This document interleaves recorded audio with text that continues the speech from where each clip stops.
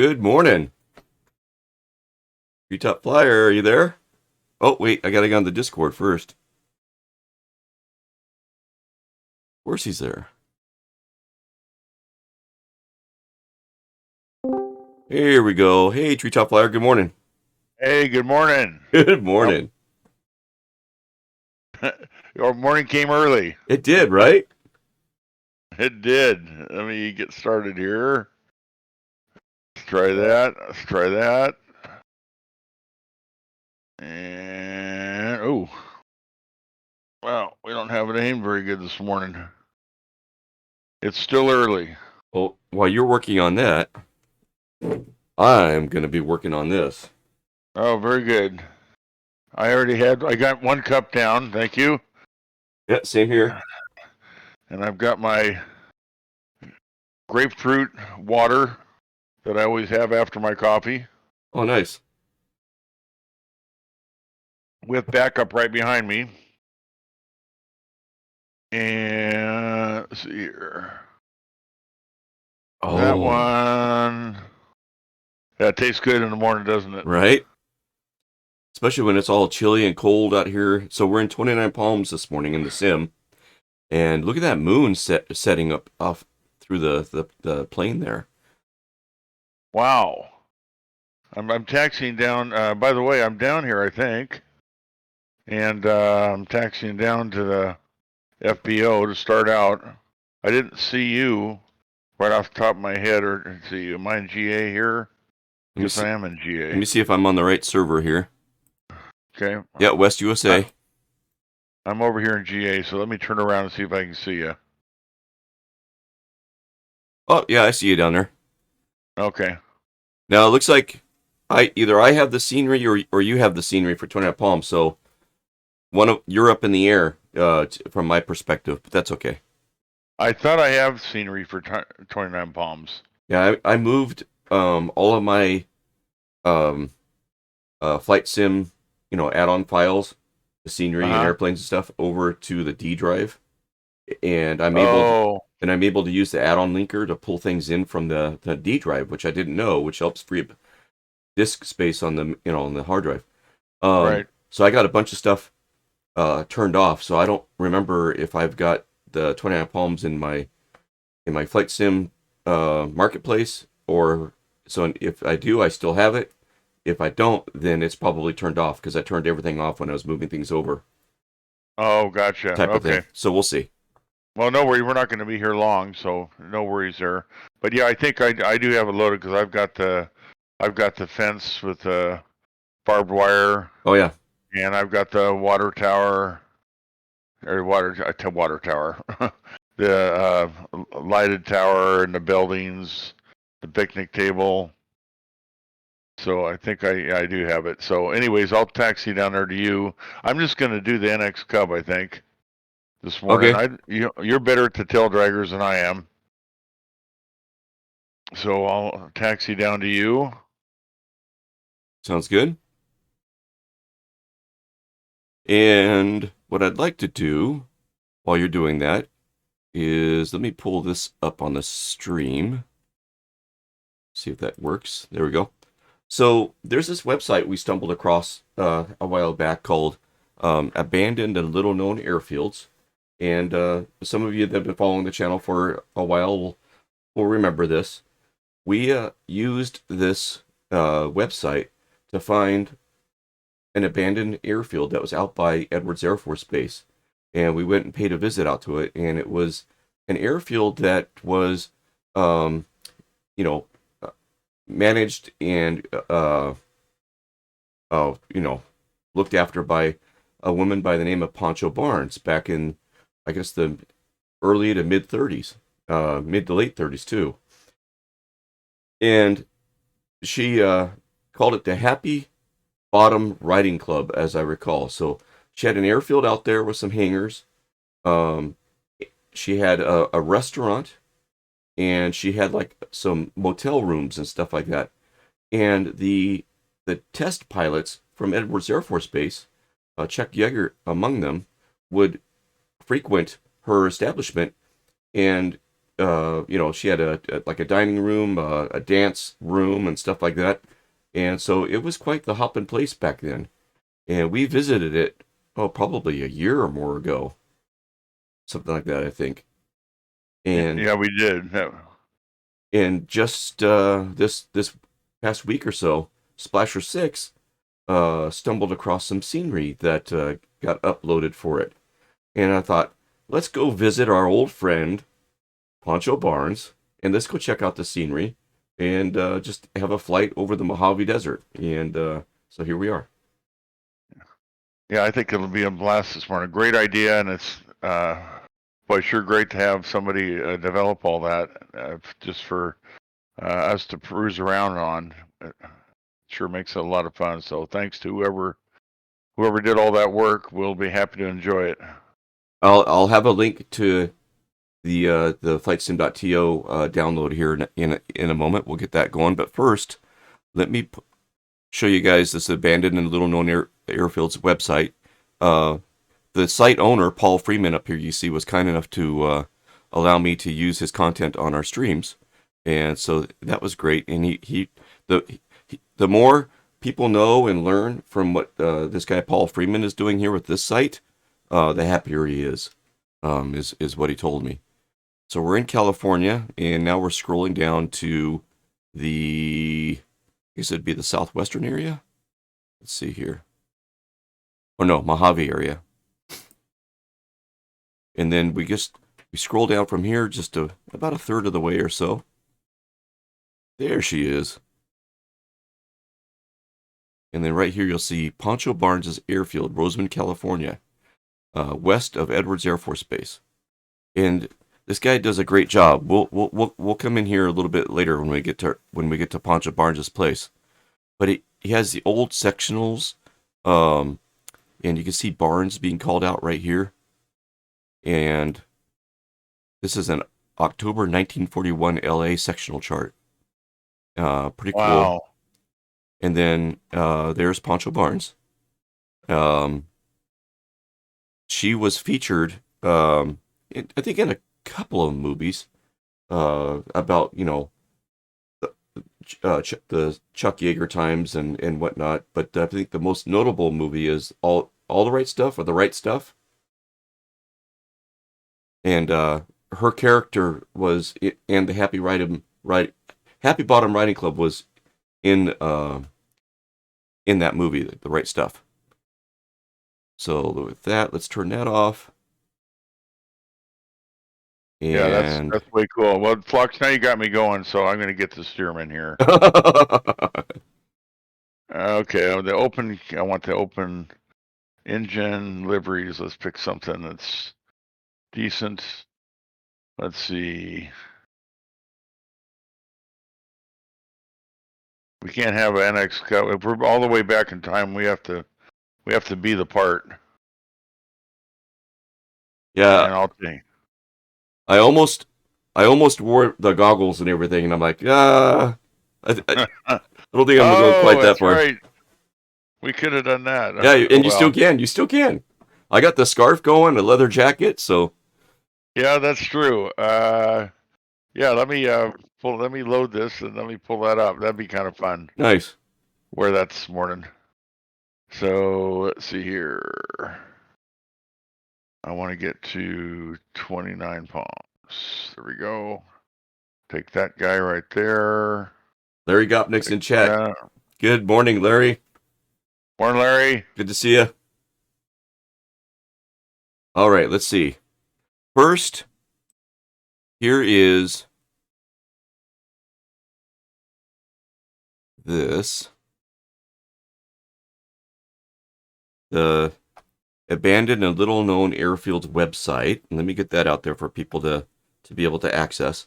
And you'll notice it's based in the United States, and you'll notice that he's got abandoned and little known airfields from a lot of the states in the US. And do I venture to say all? I'm not sure. I haven't counted, but you open up this site and you drill into it, check out and see if your state has something in there that you didn't know about. And so here it is again. and then you get to the main splash page and you scroll down, and there's all the states. And you can drill into, a state that you live in now or where you grew up, and see. He's got uh, descriptions and images of over 2,666 airfields in all 50 states. There it is, right there. Very cool. Okay, so there's that. We're going to be pulling this up again a little bit later. Okay, and then here is um, the scenery that we're going to go check out. And I'll drop this into chat as well.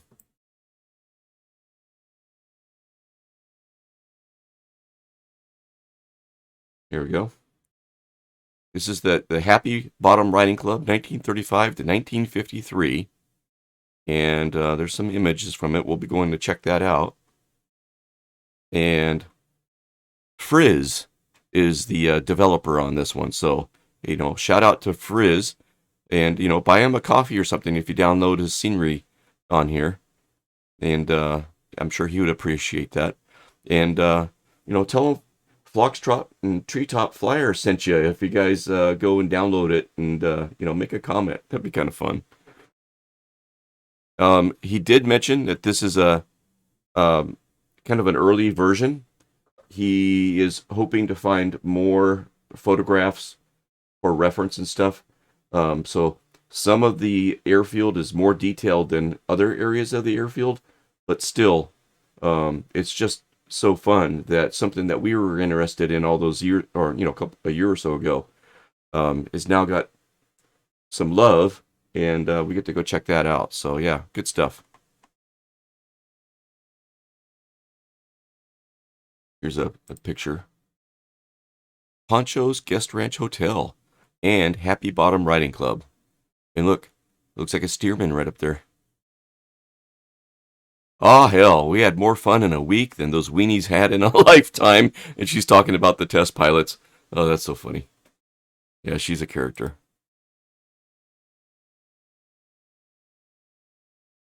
All right, let's get back into the sim here, and hopefully the sun's starting to come up a little bit.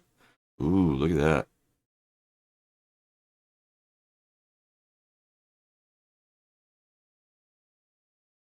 Can I move my camera down a little bit? Not really. I need to move it up. Okay. Let me tilt my camera a little bit. There, that's better. And before we get going, I gotta fix my other monitor. Give me a moment to do that.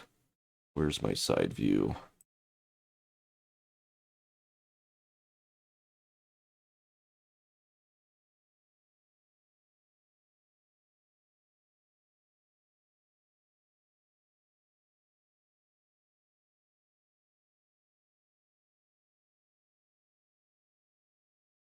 Let's see how that works. Yeah, it looks better. Cool. All right. How is the sunrise going? Take a look at the sunrise here.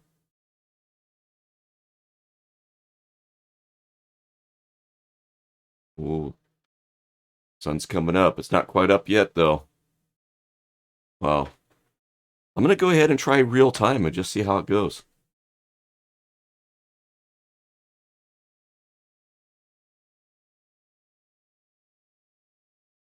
Okay. Hear me okay? Yeah. Okay, wonderful. You got to have, you got to stay warm. So got the scarf on, got the Right? flying hat on. Guys got to stay warm. Got to stay warm. And yeah, can you imagine the wind that's, that's why they have those goggles, man. I know it. Hope, Boy, that's for sure. hopefully my glasses will do the job this morning.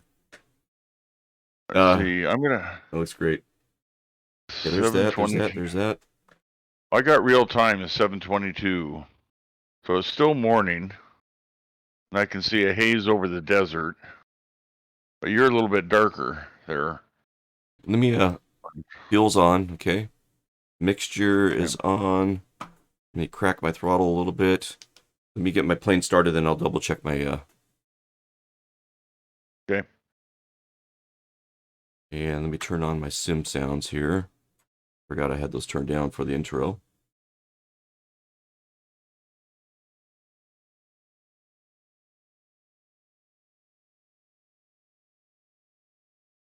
But now I'm not getting any sim sounds. What's going on?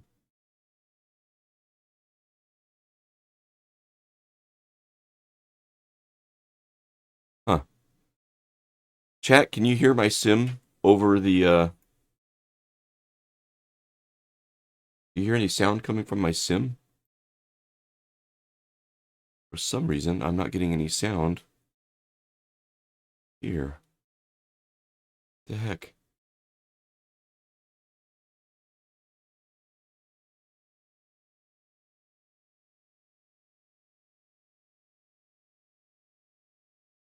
Sound? Is there something? See, this got changed. Main device output. See if this fixes it.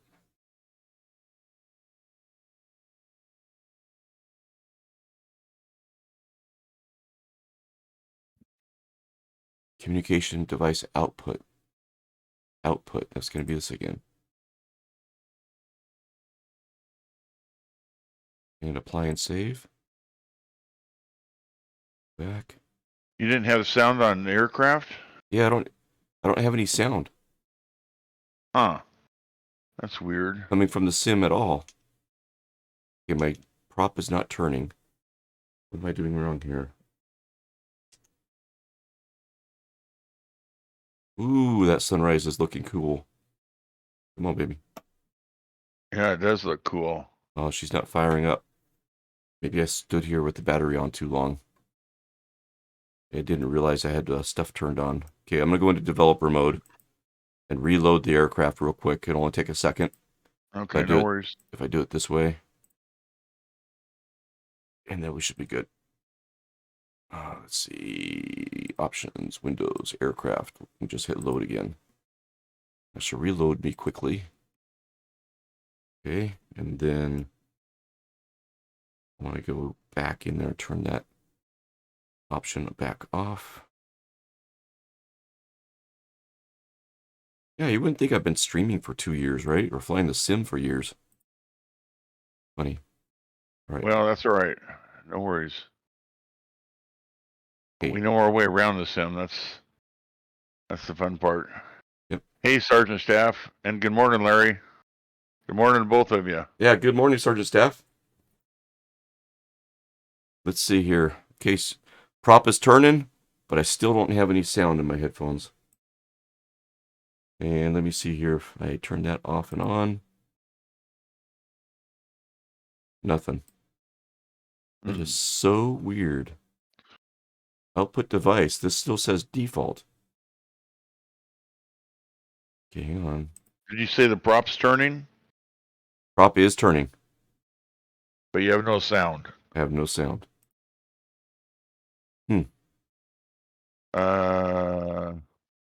Okay, so... Oh, wait. I got it. What was it? In my volume... So we went into the sim settings and set up the headset for my default sound because it was changed to default. But then I had to go into the volume mixer here. And yeah, that's what I was just going to say. That's where I was going to direct it because I have to do mine every time with a butt kicker. And I changed this to output device headset, but now it still says default. But when I did it, I got sound, so I got it. Yeah. But okay, perfect. That's so weird. It's okay. It's well, given... I changed to 6:30, so I'm a little bit ahead of you, not much. But it's dark and I can see lights. See the sun coming up over the mountains there, starting. Let me see what time I got. Whoops, that's fuel. I should top off my fuel while we're here. Yeah, great idea. Okay, and weather, I am at... Oh, it's not on real time. Thought it was. Let me hit real time and see what it looks like. What time is it on right now? I don't see it. 6:20. Yeah, 6:26. That's what you have. Okay. Ooh, 7:27. It's daylight. We got the sunshine. So right. Let's go to... I'm going to real time. Okay. I thought I was on real time already. And live weather. Okay, I got live weather going. Let's go real time. There we go. 728. Okay. Hey, you know, the one thing about a scarf, right? Wearing a scarf, not only does it keep you warm, but you know, that cold wind probably makes your nose run. Oh, that's right. Here we go. Ew. You can't see my scarf because it's black. I got to get a Flux. You look classy with that white scarf, and I've got this dumpy old black scarf. I'm gonna have to go to the wardrobe department and see if we can conjure up something different. Well, you look classy too, bud. I mean, you know, the stream wouldn't be Foxtrot Singer without you, so. Thank you. Well, the head's warm anyways. Cheerio. Yes, we got our morning coffee and juice.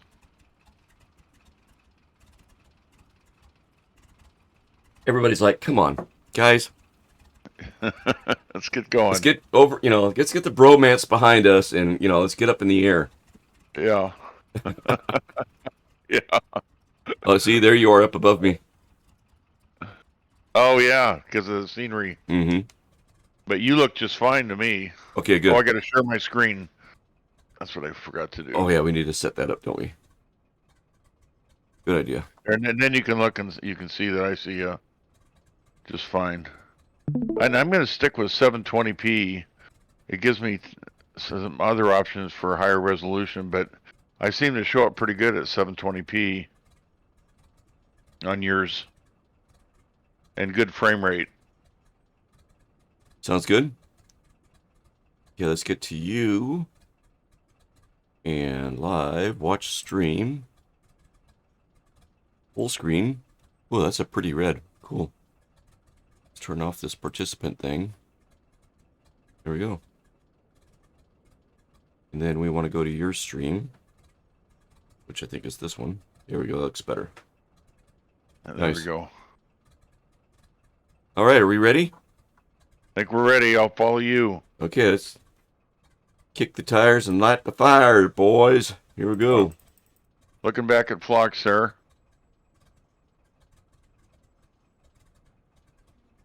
Parking brakes off. Mixture's full forward. Radial's coming to life. The more I fly the Stearman, the more I love her. Yeah, I know it. This is so much fun.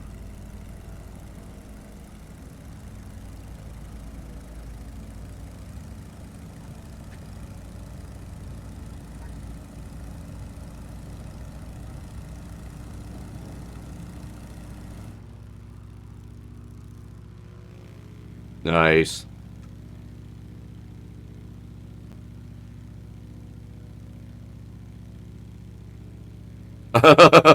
Sergeant Staff. Probably shouldn't light the fires on a cloth and wood aircraft. How funny. Yeah, true. We'll have to go with flashlights or something.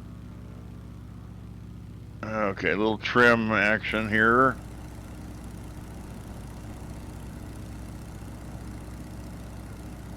So yeah, taking off from KTNP, 29 Palms Airport. I need to get my little overlay going. And up ahead of us here, if we didn't already pass it, might be over here on the left. Is, yeah, I think it's up there above my wings there, that kind of cleared out area. That's the local dump.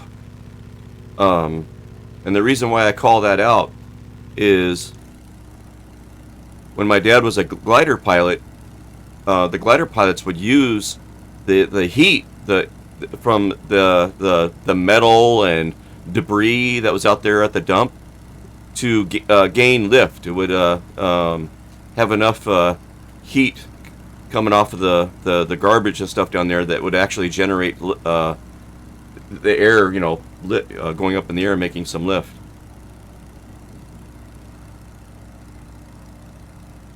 So our first stop this morning, Tree, is going to be Dick Dale's Sky Ranch down here.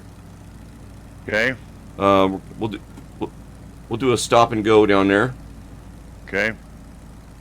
And I got off target here. I was adjusting things on my end, so I can see you over there. Kind of headed your way. okay, we're going to be kind of a heading of 319. It looks like. I'm just getting lined up with the magenta line that I have on little nav map here. Okay.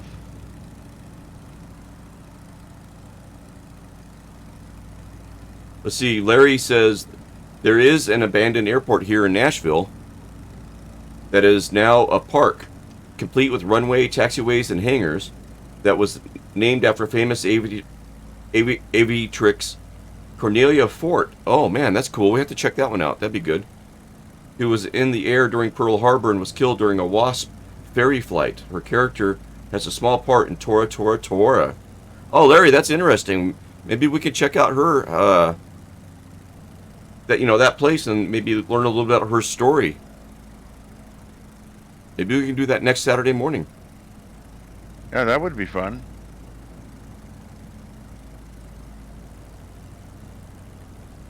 Okay, I'm a little bit high here.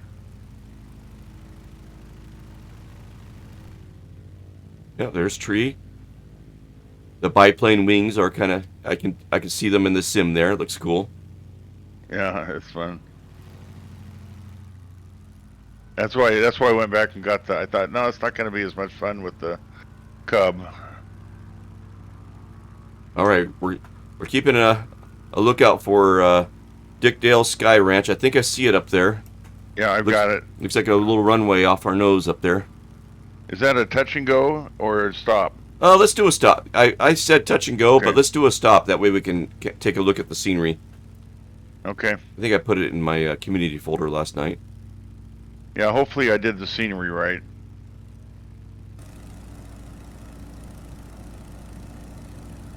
It looks like I got a building down there and a runway. Would that be part of the scenery package? The building would be, yeah. Okay, then I think I got it in here. Oh boy. All right, good luck on your stop there. These things don't slow down very fast. No pressure, but we got your view up. Oh, here it goes. Okay, we got 80. That's the thing, you stick the nose up, you can't see. Yeah, it's kind of like a wing and a prayer. Boy, that's for sure. And I can't hit the brakes very hard.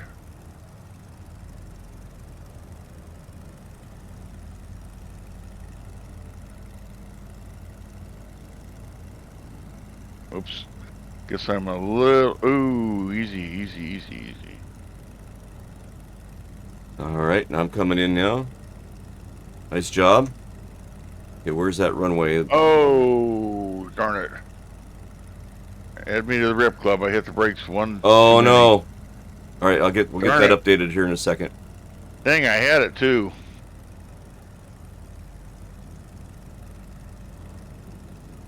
Well, how's it going to turn over here? Let's see. Do I have to go back and land again?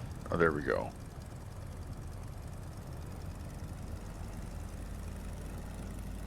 Woo! Woo! Oh my God! Yeah, these things are hard to land. Whoops! I'm kind of off to the side of the runway here a little bit. I missed the concrete here, or the asphalt area. Yeah, I did too. Landed on the right side. Yeah, I see you there. I adjusted my brakes so that I could just put on a little bit of pressure and I don't tip over. So I got my brakes like a third of the way down and halfway down. It's just bringing me to a stop. It should give me a little jerk here at the end without putting the brakes all the way down. Yep, there it is. Nice. Yeah, you did a better job. Well, I had it. I was down. I thought I had the elevator all the way up, and I thought it would be enough to keep the nose up, but it wasn't. Oh, I appreciate that fly by height. Thank you, man. Yeah, I like the immersiveness of it and trying to put myself in the sim, right? I had fun setting that up. All right, so here we are at Dick Dale's Sky Ranch. Does anybody in chat know who Dick Dale is?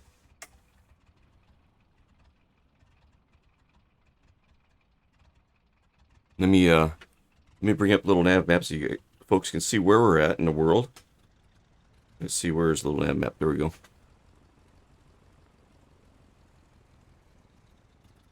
So we just took off from 29 Palms.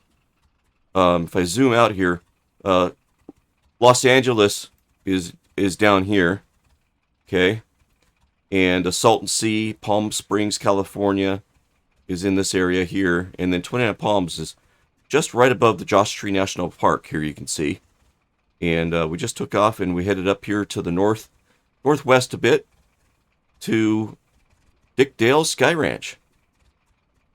So I'm just curious if anybody knows who Dick Dale is. I had not heard of him.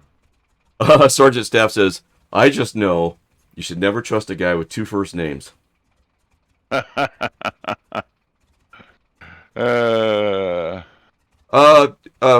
height. The plane, I believe, is now available in the marketplace, as I recall. It's the Stearman. There's two versions. One version is the open engine, no nose cone over the engine. Version is a little bit slower, and then there's another version that has like a canopy over the engine at the front, and it's got a little more horsepower. It's a little bit faster. I believe they're in the marketplace, but I don't know if you're on Xbox. I don't know if they're in the Xbox marketplace or not. It might be different. I'm not sure. And Sergeant Staff got his from Just Flight. Yep, Just Flight is the name of the developer.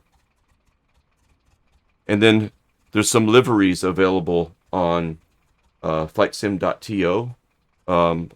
What I'm sporting right now is Sergeant Staff, Treetop, Splasher 6, Angry One Horn, Raleigh Mall 9, and myself. We all did it's called a contract airmail, a cam route.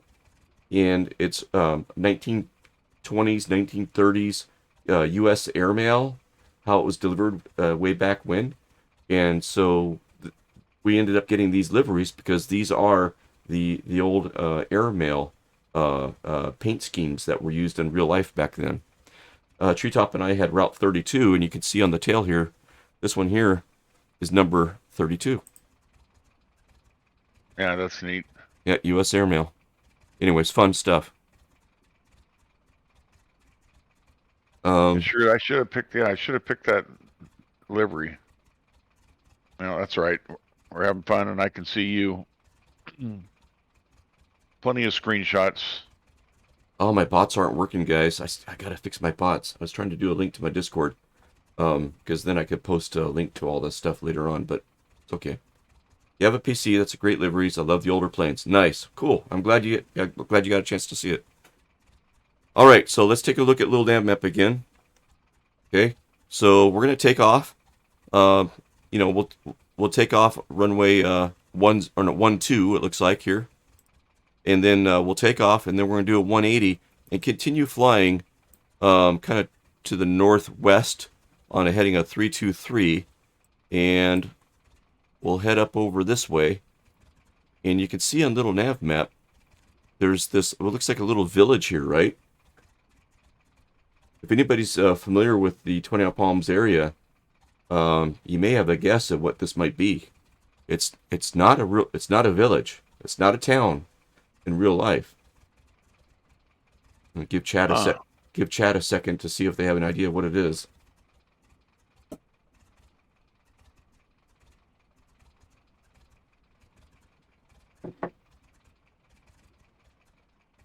It's a nuclear town. Yeah, it's not. It's not a nuclear town, but you're on the right track. You're on the right track, Sergeant Staff. Anybody remember the Indiana Jones, where in the beginning he gets caught up in this fake town, and then a nuclear bomb goes off, and he's inside the refrigerator. But in the nuclear town is a town that's just set up like a real town with mannequins and cars and all that stuff. It is a training facility, Sergeant Staff. That's correct. The world's largest Marine Corps Air Combat Training Center is here in 29 Palms, and this is part of their training area, and you can see that it shows up here in satellite imagery, and it's used for training. And you can see, look at this, the dirt fortifications and stuff over here. Oh, my engine died. Okay, let me turn everything off. I don't drain my battery. I don't know why my engine died. But then, Go ahead. and then over here to the right is the actual Marine Corps Air Combat Center. Where is it? Oh, no. There it is. It's right here. There's the Air Combat Center. So we'll be flying over this training area. If I remember right, I think there's another... We'll do a touch and go at this little airport that the Marine base uses. And then I think there's another training village up here that we can stop by. Okay. And then over here on our way is a old bomb target from, I think, the 30s and the 40s that they're used for practicing dummy bombs, as I recall. I think we'll see this in the sim. And then from here we'll head up to Big Bear. And then on down to Pancho Barnes' place. Okay? All right, so let's get going. Perfect. And, We're not going to have enough time. And yeah, fly by height. We did get gas earlier. Okay, start this guy back up.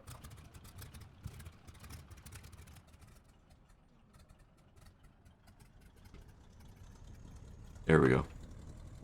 Okay, brakes coming off.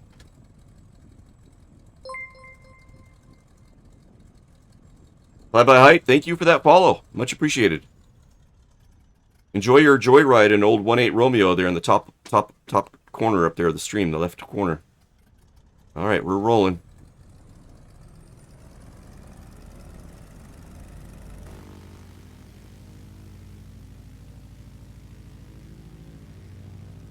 Yeah, nobody answered my question about... Oops. I'm not paying attention where I'm going. Uh-oh. I was trying to be smart and do a camera angle. Okay, I'm in the air now. Woo!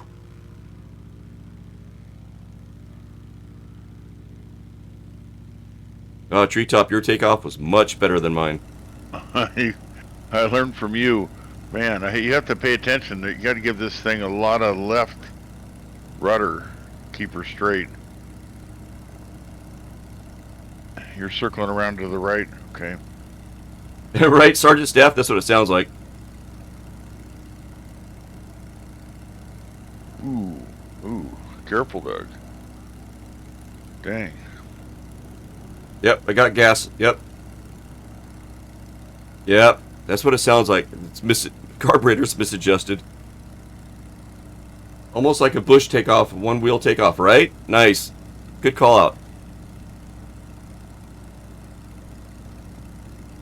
Alright, let's see if we can buzz Dick Dale. So nobody told me who Dick Dale was. So Dick Dale, if you guys want to Google Dick Dale, Google King of the Surf Guitar. And oh, wow. See what comes up. He ended up retiring out here in the 29 Palms area, and this is his pad that he put in. And he was an avid pilot and put in his own runway and everything.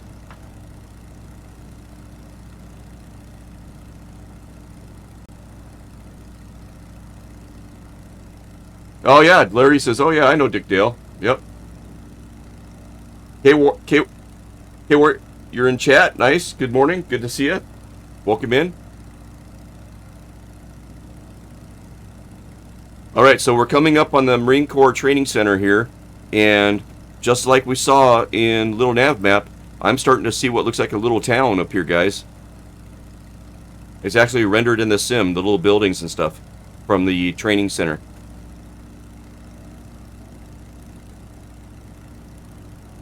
Let's see, Sergeant Staff says, I join you, but due to my week's events, I have not updated. This is the first time I had my PC on since Monday. Dude. Wow. Been there. That's too long. Yep. I've been there. There's been a number of times where the only time I turn on the sim is to stream, and I'm like, what am I doing, man? I got this whole world, to explore, and it's like, but real life, man. Yeah, you got to take care of things.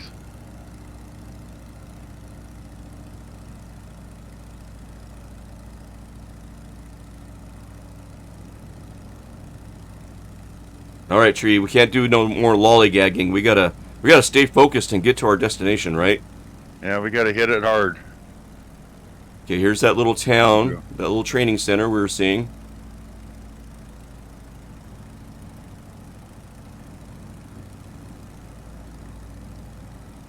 Well, hopefully the weekend is enough to recover, Sergeant Staff. And I'm glad you're here spending it, with us. It's good stuff. What a great way to start your Saturday. Yep, sure is. Oh, yeah, look at that. Wow.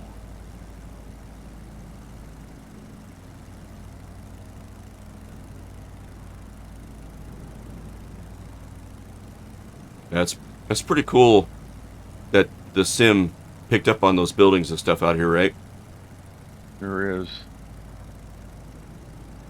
Oh, there's tree. Nice. Nice flyby tree. Thank you.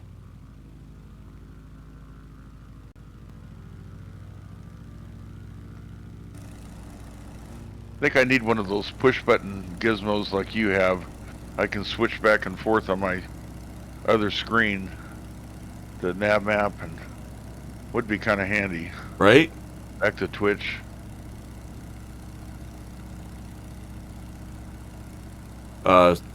Stream Deck. Yeah, I was so happy my wife got that for me for Christmas. Yeah, that's handy, and I keep thinking of you changing views, push of a button.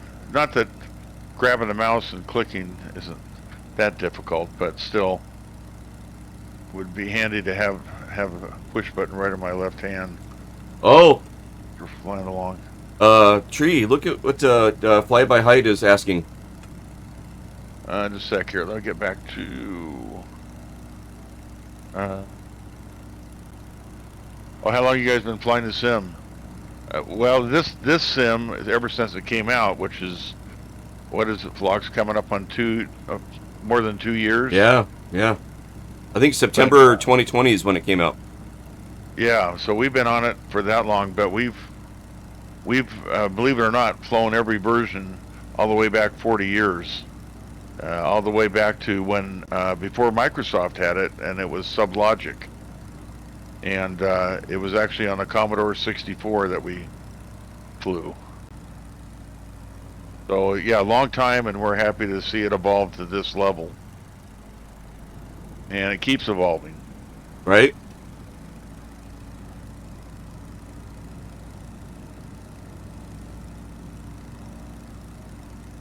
Oh, we're doing a touch and go here on this next one, right? Yeah, good luck. I'll need it. Thank you. Let's see, Sergeant Staff says it's going on 3 years. Oh, wow. Yep, that the sim has been out. Let's see, Sergeant Staff has been in the sim for 2 years, and Larry says, I'm out there right now, but I've been flying sims since 1990. I'm not out there right now, but I've been flying sims since 1990. Nice. And fly by night, or fly, I keep wanting to say night, but it's height. Says, what? No way, that's crazy. I've been flying sim for 3 months. I'm hooked. Right? Yeah. Yeah, it is. It's just, we say it over and over, a gift that keeps on giving, that's for sure. We've had hours and hours and hours of fun. I can see the next airport up here to my left. Treetop is lined up. He's on final, it looks like. I'm gonna make a turn. I'm gonna try to do like a short final landing, but I'm gonna come in like on a almost like on a 90 degree, so I keep the runway in sight as I turn into it, and then land and see how that works. That might be better.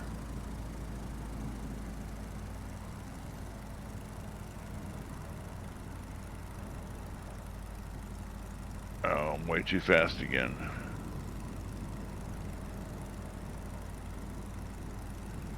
But there's a lot of runway here.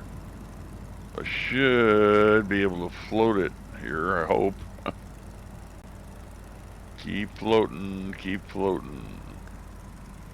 Till she quits flying. Nice. Okay, we're down. Nice.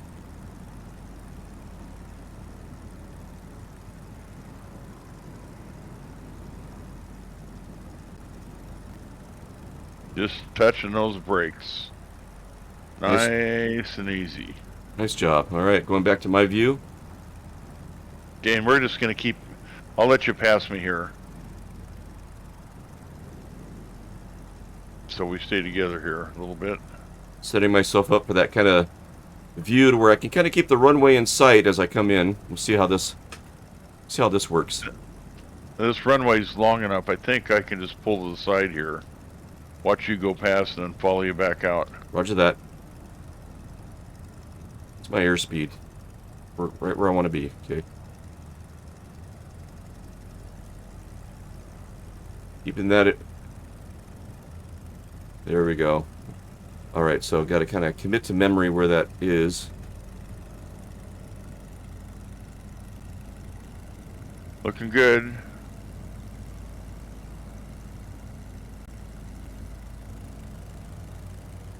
Come on, baby.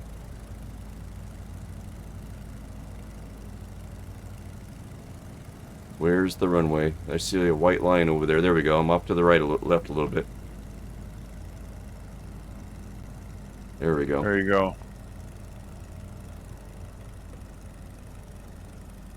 Look at my view. Oh, you can't right now. It's going to show you come right past me.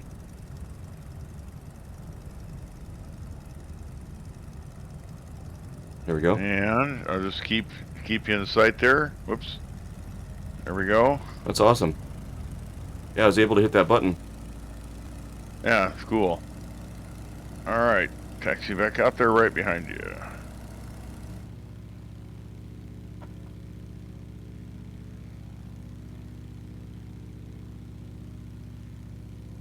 There we go. Oh, we should have asked for permission to buzz the tower. Oh, we should have.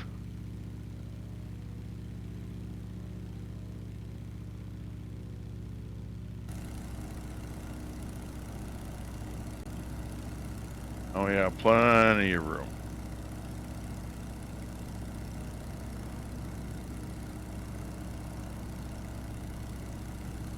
All right, we're going to be turning again to the northwest and heading about 310.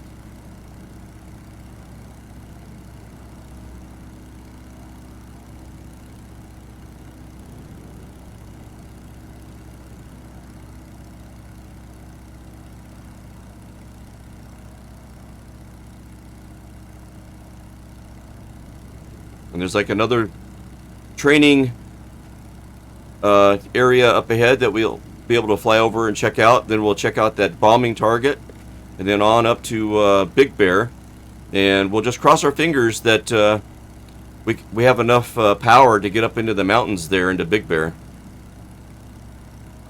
In the back of my head, I'm thinking we should probably be climbing right now. Oh yeah. But I want to see that bombing target though, so we got to be close to the ground to see that.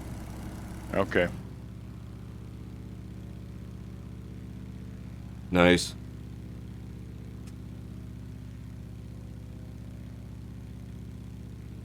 Let me get my vertical speed down to 0 here. Get some airspeed up.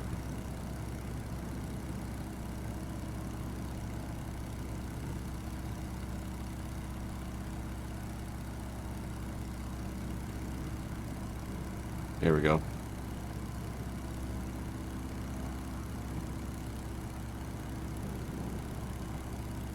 Boy, I don't know if we're going to be able to make it up to Big Bear. We might just have to go straight on out to Pancho Barnes. We're already an hour in, Tree. Man, I tell you, time flies.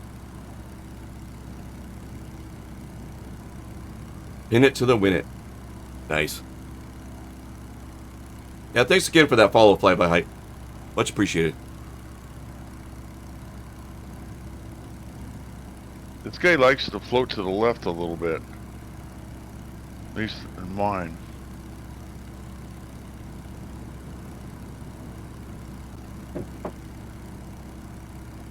I'm in the cockpit. I wonder if I throw my scarf up over the back of the chair back here, if it'll make it look like... There we go. There. Oh yeah, perfect. Huh? Perfect. Snoopy and the Red Baron, right there.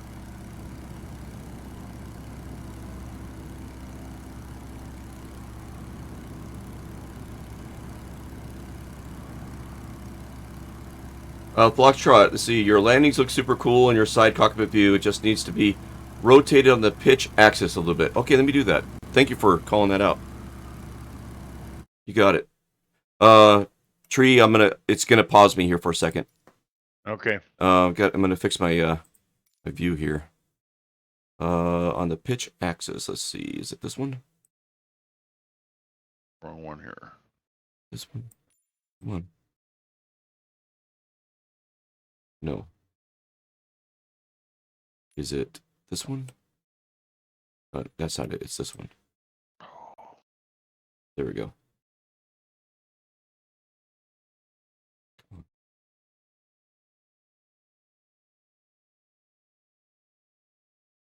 Come on. My mouse is not like reading. It's like being all jumpy. Come on, mouse. One more. Right there. Come on, one more. Why? Dang it. Okay, maybe I use my keyboard. No. My mouse is like being finicky. Almost got it. Almost got it. Almost got it. Come on. 2 point. Delete. 2.5. Oh my god. Oh my god, guys. Backspace. What the heck?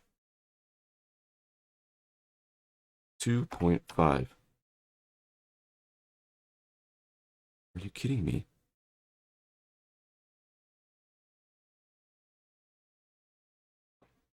Okay. My mistakes. Or my... Stop giving me a hard time, mouse. Just all herky-jerky. It's like I can't move it. There! Alright. Fly and save. Let's go back and resume. Oh. There, that's better. Value added, Sergeant Staff. Thank you for that. I'm glad we did that.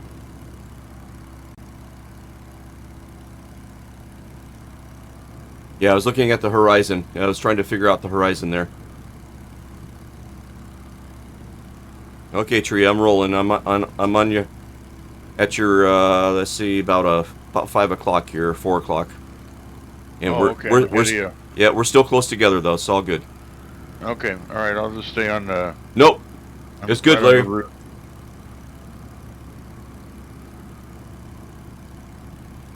Sorry, Tree, cut you off.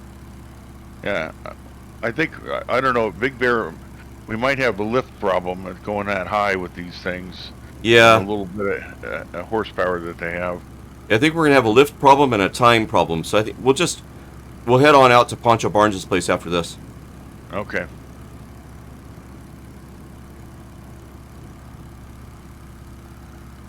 Oh, okay, Larry, we'll do. Thank you.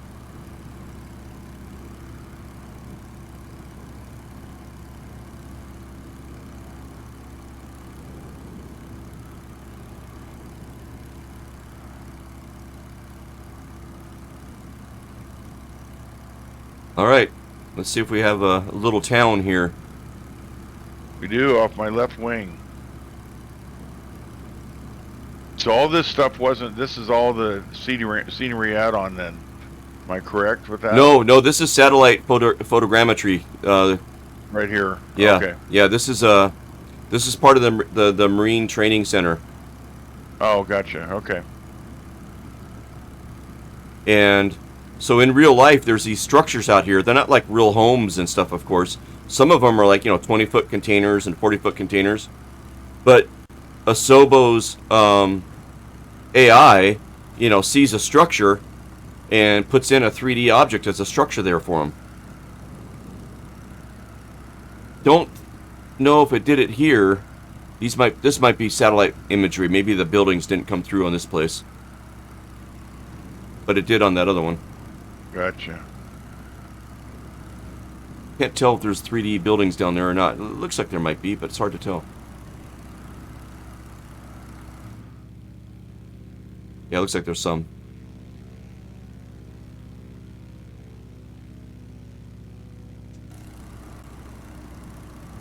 Alright, we're going to be making a turn to the left. Oh man, I got a mountain right in front of me. Yeah, I'm right in the middle of it here. I should be off my right wing. Yep. Oh, that's so cool.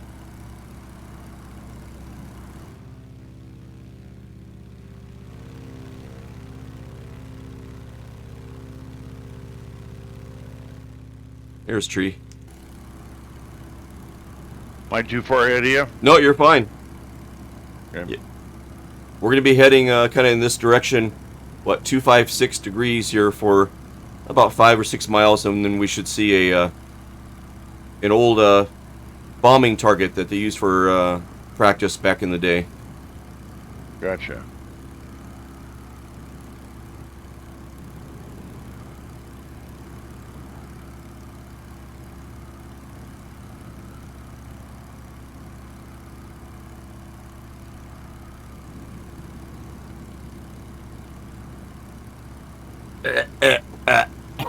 There we go.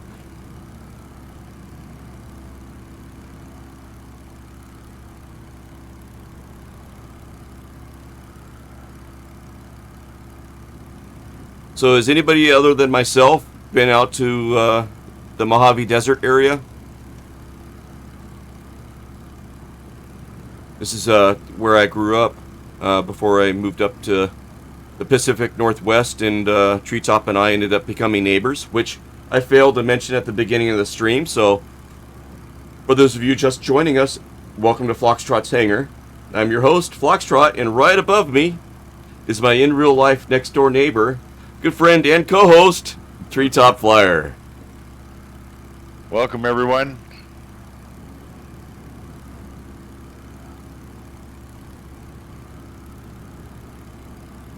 All right, we're getting close here. Let's see if we can pick this thing out here. You know what I'm thinking, Flux? Next time we land, I'm just going to resize Twitch and NavMap to take up that second display, and I ought to be able to do that. Then I wouldn't have to switch back and forth. I bet I could get that done and leave Discord in the background. We'll see here. Yeah, you know, whatever makes it easier and stuff, right? Yep, exactly. Check out what I found, Tree. Oh yeah, there it is. Look at that. If you switch to my view, you got a good view of it.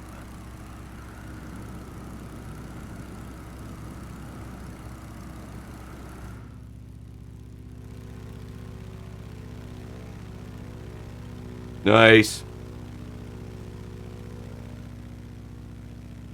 So yeah, that thing's been out there forever.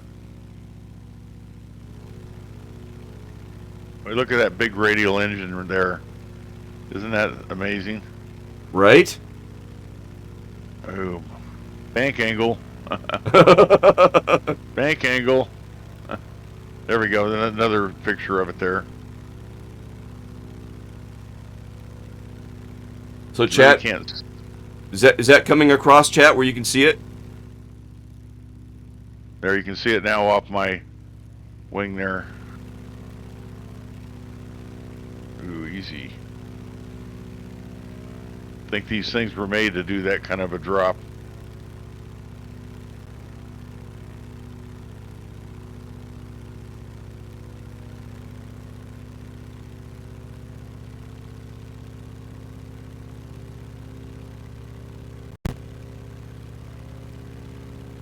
Okay, here it comes off my wing. Right on top of my plane, right up here. There it is.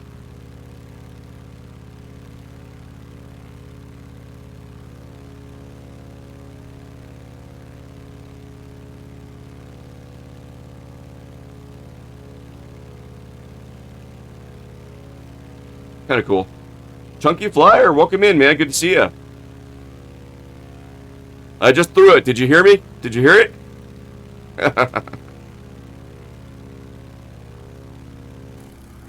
Woo! There it is. All right, we better start heading over to Pancho Barnes' place. Sergeant Staff, welcome in. I see you out there. Anna Stearman, nice. All right, we're deviating from our flight plan in the interest of time and altitude. We might not be able to get up to Big Bear from here.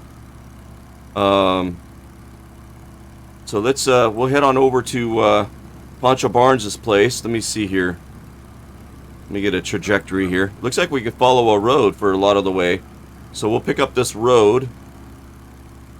It's probably about a good 7 or 8 miles off my nose here, and we'll follow the road. IFR flight. I follow roads. Yeah.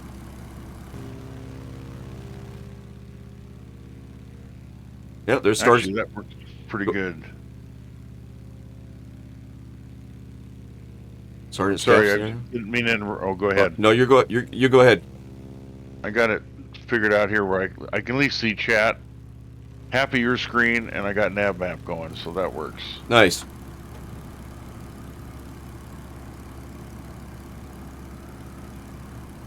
Now I'm behind you. Oh, we got Sergeant Staff with us. Okay, cool. Yeah, welcome in, Sergeant Staff. Tree, are you on my 6? Yeah. I am. Chat is hearing some firing sounds. Are you firing at me? No, I'd never do that. Oh my god, there it goes again. I think you're firing at me. No, it couldn't be me. These are just, they're just tracers. They're not real. Yeah. Yeah, the Sergeant Staff, these radials are fun. And the amount of detail they put in work on this aircraft is just fun to see. Especially on that engine. Let's see here. I gotta catch up on chat. Let's see, Larry says, I know I've mentioned it a few times, but I was in the eastern end this summer, and we set one foot in San Bernardino County. I'm even more fascinated by the desert than I was before. Yeah, I grew up in the desert as a kid. We moved out here when I was like 9 years old, I think. And as a kid, we lived in Long Beach, California, which is like Los Angeles. And it was, duplexes and, city. And we moved out to the desert, and us kids were like, why are we moving? And all we could picture was our house, our duplex, on top of a sand dune, because we used to watch Mutual of Omaha's Wild Kingdom, right? And so that was a hard change. But growing up, it's like, it's kind of like, when I first started drinking coffee. It took a little while to appreciate it, but now I love the desert. There's life where you wouldn't think that there's life. And you learn something new all the time. And one of the things I learned that I'm seeing right now as I'm looking out is, you guys notice all those tire tracks and stuff down there in the desert, right? How they're kind of scarring the landscape. Okay. I see that. There is, I think it's called microchondrial, if I remember right. But on the first, few centimeters of dirt or something like that, on the desert floor, a layer of dirt, there's like microchondrial. I don't know if it's like a mold or bacteria or what it is, but it's this. It's a form of life, as I remember. It's been a while, so you guys have to double check me with Google. But there's this microchondrial layer on top of the dirt, and it kind of makes the dirt stick together a little bit. Okay, and then when you drive over it, like you see down there, or if you walk on it and stuff, or skid your foot on it, you break that layer. And then the desert never looks the same for maybe 1,000 years or something like that, until that microchondrial layer, kind of grows back and heals itself, if you will. And so that's why, like in off-roading and stuff like that, not just that reason, but that's one of the reasons why they limit your off-road use and stuff like that because, you know, everything is dependent on something else, right? Even though that's this Yeah. microchondrial, you know, layer or whatever, there's something else that depends on it and yada yada yada. But anyways, something like that. It's an eco chain. Yeah. Boy, yeah, it's fascinating, this whole area here. Okay, so let's see here. Are we skipping Big Bear, or are we gonna try Big Bear? I think we'll skip Big Bear because, So we're gonna cut the corner on the side of these mountains? yeah, I don't know. I mean, it's not that much further out of the way. It might be at a, you know, you want to go for it and just see? Yeah, we'll maybe just fly over the top of it even. Okay, let's check it out. We'll try it. Then we can at least see it. All right, we're going up. And maybe we don't land there, but at least we can fly over the top and everybody can see that. Sure. 'Cause it is pretty. Okay, climbing. Roger. Ditto. All right, full throttle and climbing. Come on, baby. All right, let's see, chat. Chunky Flyer, yep, just waiting for you to throw a bomb over. Okay, I did that. Let's see. Just make sure you push it down so it doesn't break off your tail on the way down, right? Larry? Yeah, good point. That would be a problem. Let's see. Sergeant Staff, Chunky Flyer, they used to do water balloon drops at the seaplane fly-in. Oh, that's cool, Sergeant Staff.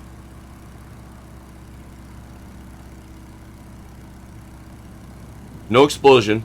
Must have been a dud. Yeah, it was a dud. Yeah, it was a dummy bomb. Yeah, and that sounds fun, right, Chunky Flyer? It does. And I see you back there, Sergeant Staff. So if you haven't been to Big Bear Lake, it's very pretty up here.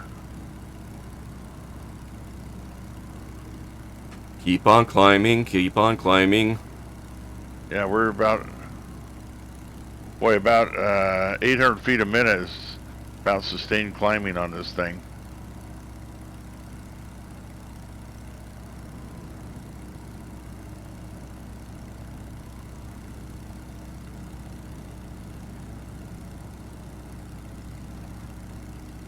Let's see. Other than the ones flying. I hear you, Sergeant Staff. That's funny. Big Bear is the most California named place ever. Larry.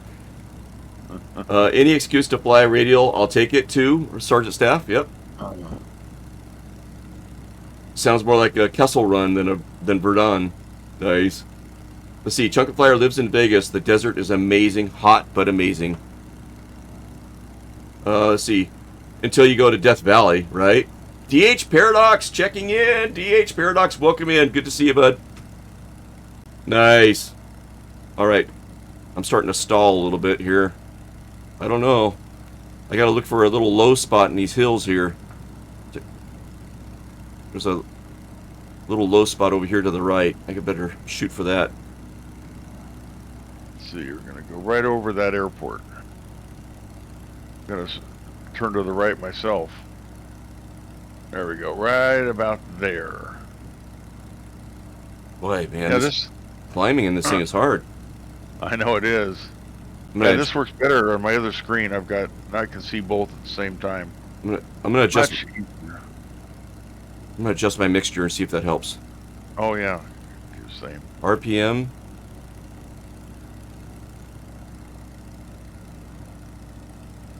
All right, see if that helps.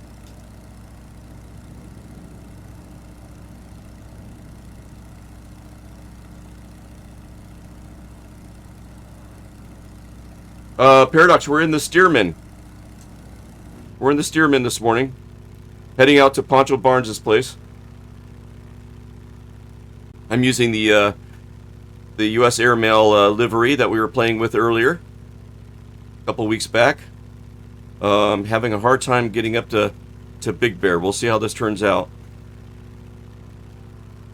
My airspeed, I gotta watch my airspeed. But I also gotta climb. My vertical speed is nothing right now. Oh my god. Yeah, I'm like 500.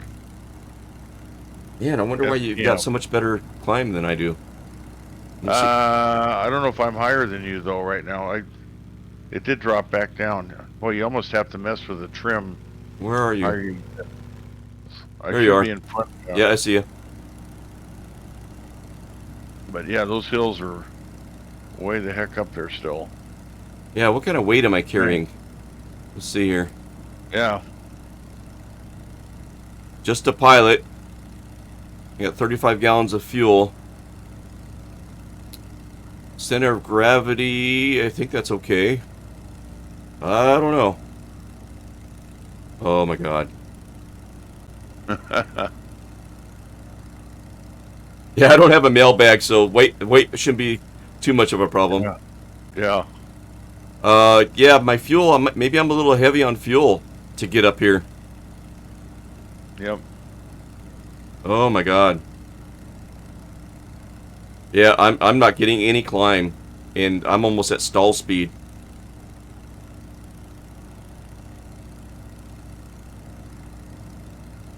I see a low pass. I don't know, tree. I don't know. Sergeant What? Staff. It's like you see a low pass, but then it's like, are we gonna get into that pass and then not be able to get out of it? Oh, that's true.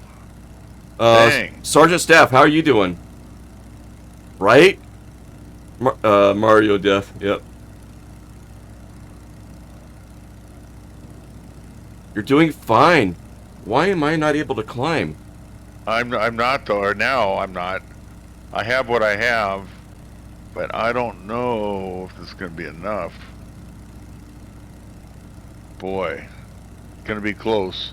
I don't know. Maybe I can ride the lift off the if the wind is in my favor, maybe it'll lift me. The wind will lift me up and over the hill. Maybe there's some lift on this side, but I don't know.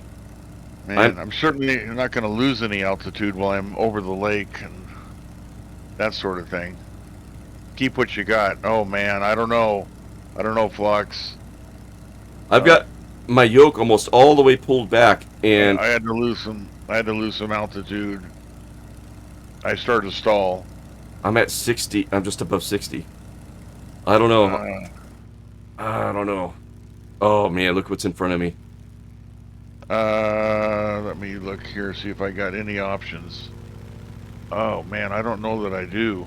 Sergeant Staff is like just killing it up there. Oh my gosh. I think we reached the ceiling here. No, I'm stalling. This isn't gonna work for me. I can't get. I'm at the ceilings. I'm at 6,400 feet, and that's about all I can do. Oh man, good luck. Good luck getting out of there, tree. Oh shoot! I never made it up and over the ridge to get up to where you're at. Oh, I got room. I got room here. I'm coming back out. All right. It's not gonna work. Wow. Let's see. Yeah, I got enough altitude. I can clear that ridge. Yeah, I'm gonna do a 180 here. I'll do a little circuit here. Yeah, I've got enough altitude. I'll come up right behind you. Here, out of those. I can see the desert in front of me. Wow. Yeah, I almost ripped it. There, you can see. Yeah, you've got me up now. Okay.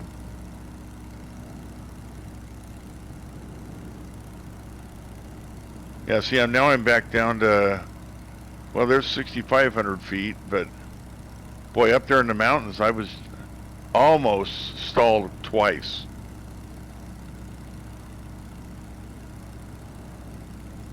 Okay, I'm just gonna skim along the side of these mountains. Oh, Sergeant Staff made it through. He did? Nice. Yeah. Wow. Okay, well, we're gonna mirror you right on the outside here. Nice job. Yeah, I got my mixture adjusted and everything. Let's see if I can play with it a little bit more. Yeah, if I get up higher on the outside here that I can come across, I will, but I didn't like that. I got down to about 50 feet above the trees a couple of times. Like, okay.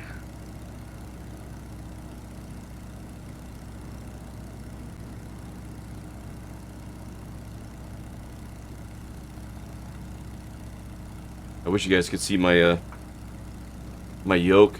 I got it. So you guys can see the yoke right here, right? Okay, so I'm gonna pull it back as far as I can. That's it. That's all the play I have. If you see this stream right there, it's just like that's what I got to do just to fly level to keep it pulled back like that. And then if I put the yoke forward, this is where it should be normally. And then it's like the air is so thin up here today. It is. And I don't have my yoke back that far. I just use trim.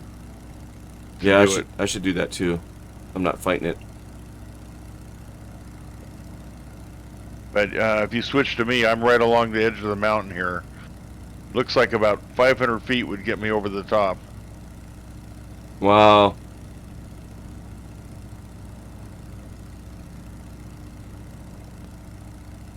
And I know I can divert to the right of me. I've got all kinds of room over there where you are, if I have to. Sorry, you don't want to. Oh, go ahead. You don't want to go below 60.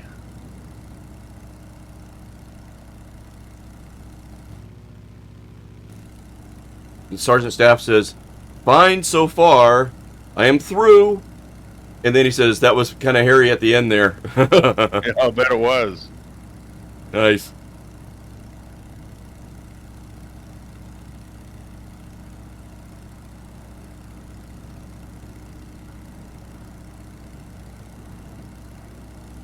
Sergeant Staff, are you broadcasting your position on little nav map with that transmitter? I should fire that up on my end. Oh, I see the lake. Okay. Yeah, I see the lake from the outside. So I could come in there, but the problem is, how do you get back out? Because you got to clear that mountain pass over there. I don't know, Sergeant Staff. You might have. Now I'm up to 7,300 feet. I'm just going to keep climbing on the outside here.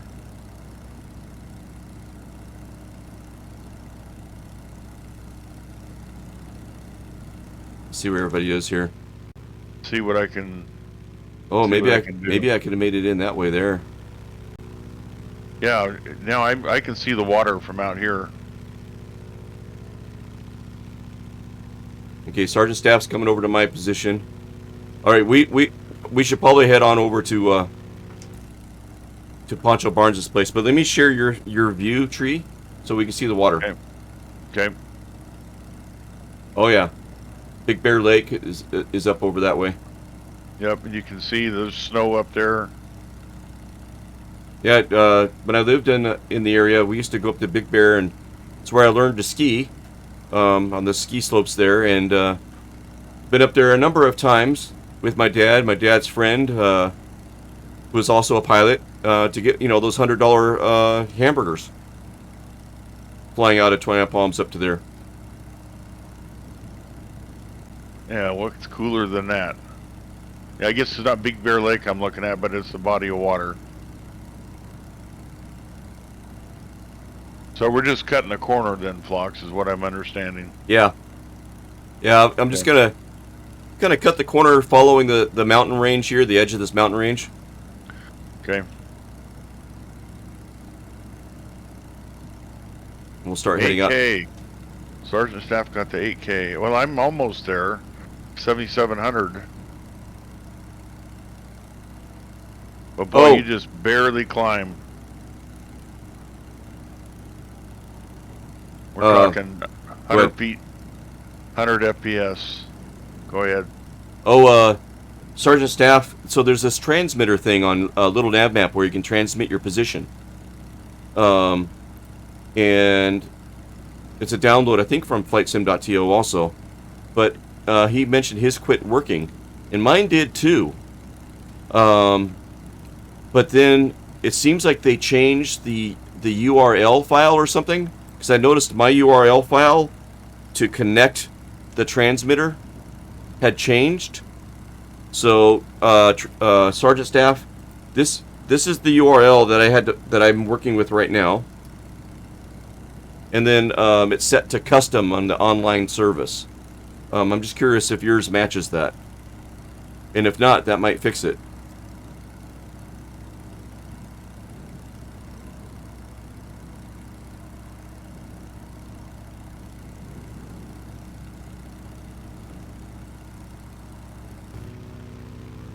Looking good over there, Tree. Thanks. Right on the edge here. I'm just short of 8,000. Wow, how'd you Believe it do or that? not. Barely. I mean, barely. We're talking 50 to 50 to 100 FPS, or FPM, I should say, feet per minute. I'm climbing through 7,000. So I guess I I'm just slowly but surely getting there. I just slowly. I'm right at 8 right now. Yeah, we I should. don't see Sergeant Staff. Where's he? We probably should have started climbing as soon as we took off from 29 Palms, I know. right?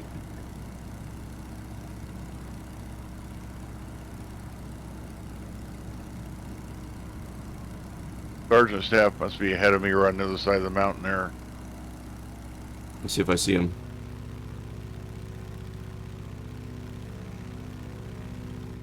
It was kind of like right up here above me a minute ago.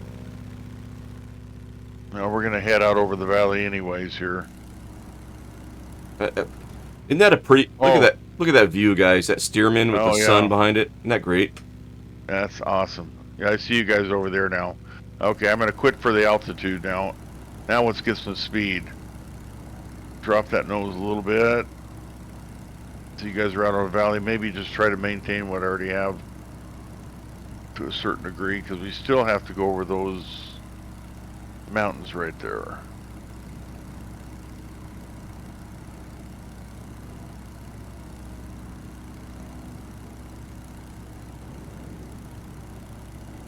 Hey, you 101 you, yeah, you 101 you. Welcome in, man. Welcome to Foxtrot's hangar. Cool. Sergeant Staff got it to work. Yeah, you're welcome. Yeah, welcome to Foxtrot's hangar. U10. Golly, I'm having a hard time with that. U101U. I'm Foxtrot, and right above me is my in real life next door neighbor, good friend, and co-host here at Foxtrot's hangar, Treetop Flyer. Hey, welcome in. And what we're doing today is we're revisiting an old friend. Maybe a year or so ago, I learned about a website called Little Known and Abandoned Airfields, and all 50 states are on this website. And the developer researches old and abandoned airfields, and then finds images, the stories behind them, and writes them up on his website. And one of the places that we had visited off of his website was Pancho Barnes's airfield out by Edwards Air Force Base. And she had a little establishment there that was an airfield with some hangars and a restaurant, a place to do some dancing, and a bar, and like a hotel, like motel rooms and stuff out here in the middle of the desert. And she ended up catering to the test pilots and stuff out there at Edwards Air Force Base back in the early 30s to in the 50s. And so we visited it out there, and in the sim, it was, you could see that there was an airfield there, and you could see that there's some structures, but really, not much there. But a developer, I think Frizz, if I remember right, developed some scenery, and that uploaded that on flightsim.to in the past month or so. And so it's like we're gonna go back and pay a visit to our friend Pancho Barnes and check out the scenery. Yep, she's the one that knew Chuck Yeager and Bob Hoover. That's right. And Chuck Yeager actually broke his ribs on her fence, on her gate, while he was horseback riding with his wife, I guess, if I remember right. He tried to close the gate or something while he was on the horseback, and somehow the horse moved and the gate hit him in the ribs and either cracked or broke a couple of his ribs. And when he did his test flight the next morning and broke the sound barrier, he did it with cracked or broken ribs.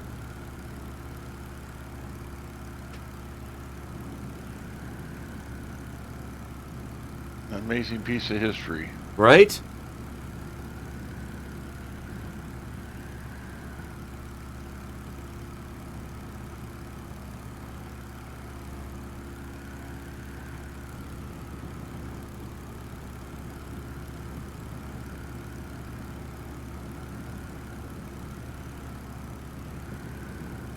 Oh, while we're making our way across here, have a little interlude here. Let's do a couple of shout outs. A man's man, right? Fly by height. Yeah, that's right. That's right. All right, so let's do a shout out to Sergeant Staff. Here we go.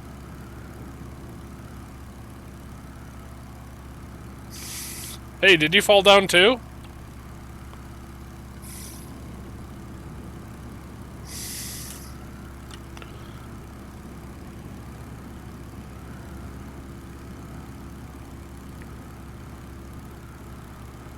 Nice. Walk it off.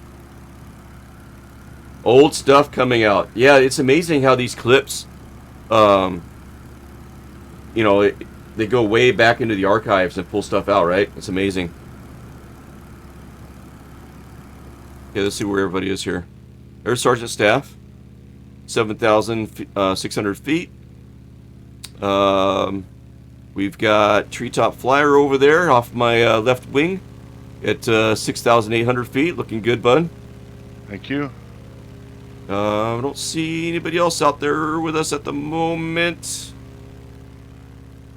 Pilot Jeff. He's at 22,000 feet. And we're heading over towards Edwards Air Force Base. And let's give a shout out to DH Paradox, who is a avid American truck streamer and Microsoft Flight Simulator. Here we go.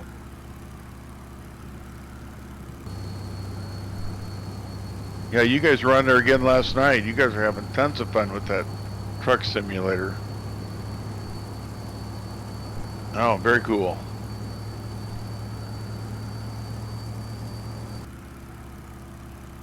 Nice.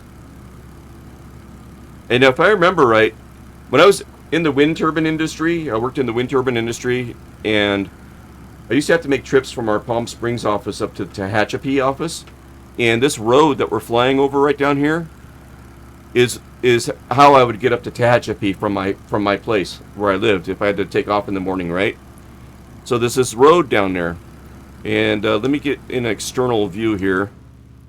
You'll notice that this road comes right alongside this little hill right here, right? And I think it was this hill. Let me look around. Could have been this hill up here, but I'm pretty sure it was this one here. Somebody every year, oh, there's Treetop looking good, bud. Somebody every year would put up like a 30-foot tall Christmas light display and light it up for the holidays. Just random, out in the middle of nowhere. But you could see it for miles from up and down that road because it was up on that pinnacle. Almost like the beacons that the old contract airmail, U.S. airmail pilots would reference when they're flying, right? It kind of reminded me of that.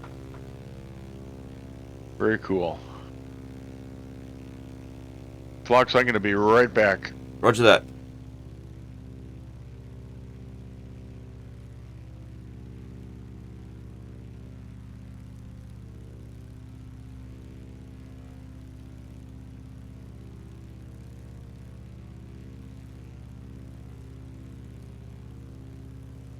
All right, so Treetop's pausing. Let's do like a little bit of a kind of an S pattern here, just to kind of stay in close proximity to him. We'll just kind of fly like an S route here.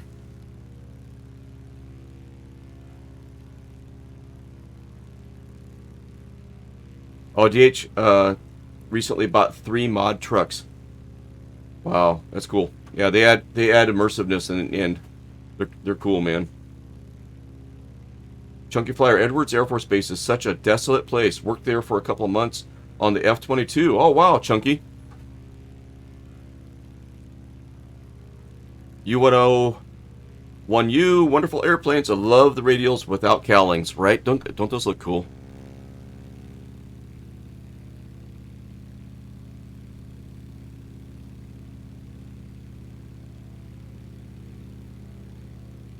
Yeah, pretty cool. Yeah, there's Treetop behind me. Now I'm gonna turn back in the opposite direction here. Just trying to fly a pattern where we're not going to leave them behind. It's kind of a serpentine pattern as we're moving along here.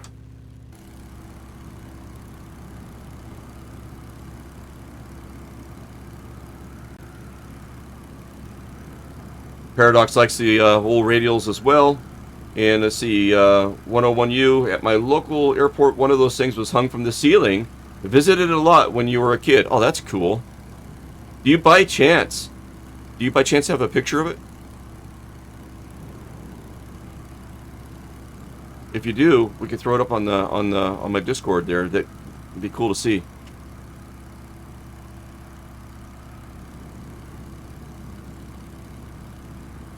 There's tree.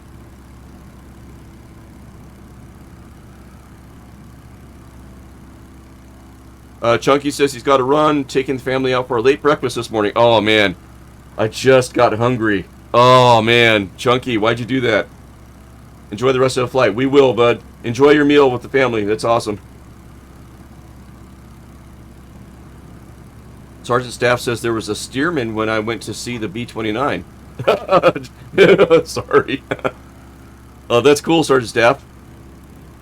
Nice. Let's see, Sergeant. They brought that in with a B-24 and a P-51. Oh, cool, man. You got some cool stuff to see there, Sergeant Staff. Graninsky! Welcome in, Graninsky. Nice. Good to see you, bud.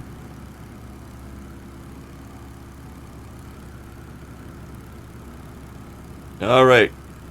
Onward and upward to Pancho Barnes.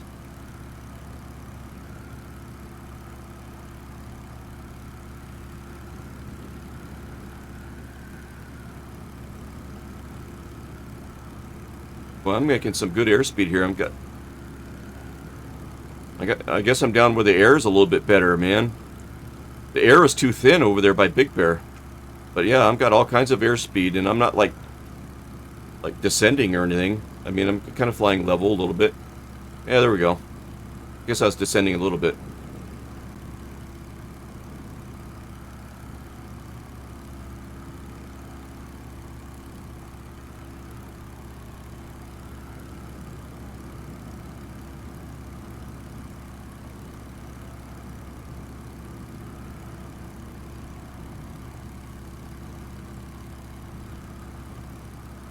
And we're flying over Apple Valley at the moment.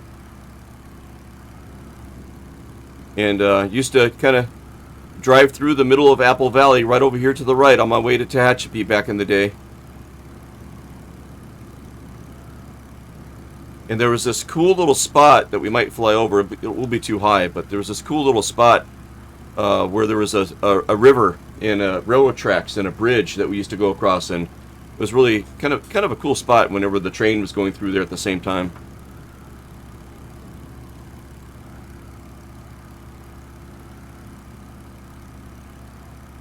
I think I actually could see it on the little nav map. Oh, there, my mic was up. I think this is also recently where in the news that teenager took off with his grandma and other family member and had engine trouble and landed on a highway between here. Oh. And I don't remember if it was L.A. or somewhere around there. Flew over to the mountain range to the left of us. I remember you mentioning that. Oh, I remember you mentioning that. So I think I flew it with a Piper, I think, just to kind of reenact what he did. How'd you do?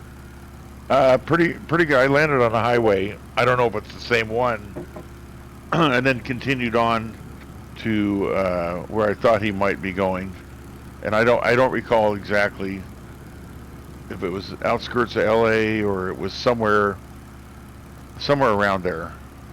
Right. And Bad Turbulence says if you picked up the YMF5.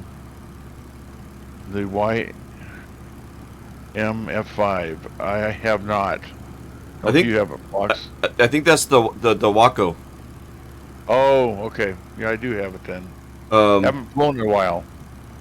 I do have it also, but like I mentioned at the beginning of the stream, I was cleaning up the hard drive, and the drive on here is partitioned, and so my C drive was getting filled up because of all the flight sim stuff, and so I've moved it over to my D drive, and when I was doing that, I took everything out of my turned everything off in my community folder, so I don't have it loaded right now, unless I got it from the Microsoft Store, then I have it loaded, right? But if it was third party when I got it, then I don't have it loaded at the moment.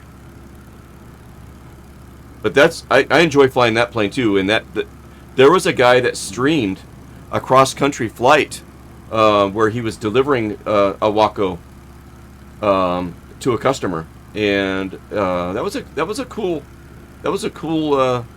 YouTube video. You know, he did it in different legs, and so he had multiple YouTube videos on it, and yeah, pretty impressive airplane. Very cool. You know what? That sounds familiar, Sergeant Staff. I want to say yes. I want to say yes.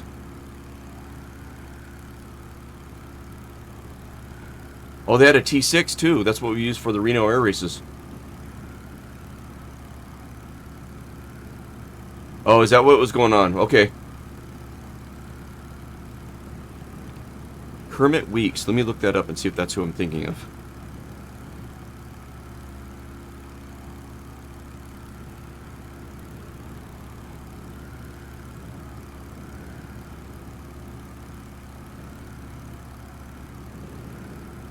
That is him. Yep.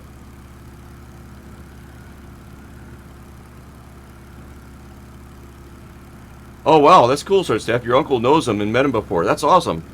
Wow. Oh, we're passing over that that railroad area that I was mentioning before that I kind of liked. But I think it's right down here.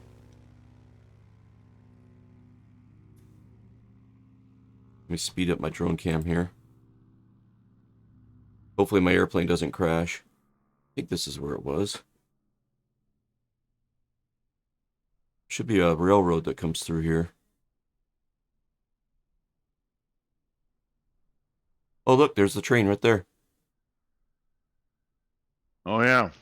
This isn't the exact spot that I'm trying to remember, but you can kind of see, the area, the rocks, the trees, and just kind of the landscape and stuff. And then, on my way to Tehachapi, we drive through here, then we'd see the train coming through and stuff, and it was kind of cool. All right, got to get back to my plane before it crash. Uh-oh. Okay, good. Whew. Oh, I ended up doing a 180. Yeah, it wants to pull to the left, at least in mine.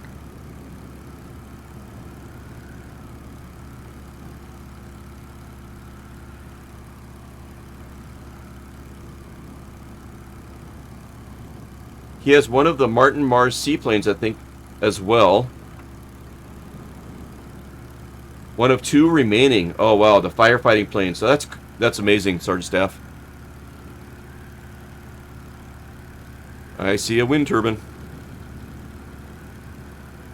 Couple of them. When I see a wind turbine, let me look and see if there's any more. Okay, so I see a wind turbine down here by itself, right? Okay, and then as I look around, do I see many more? So this one is out here kind of by itself. Okay. Sometimes it could be a full-size wind turbine in real life. Okay, and in this case here, that wind turbine is outside of this. I think this Project Logistics Airport. Can't remember.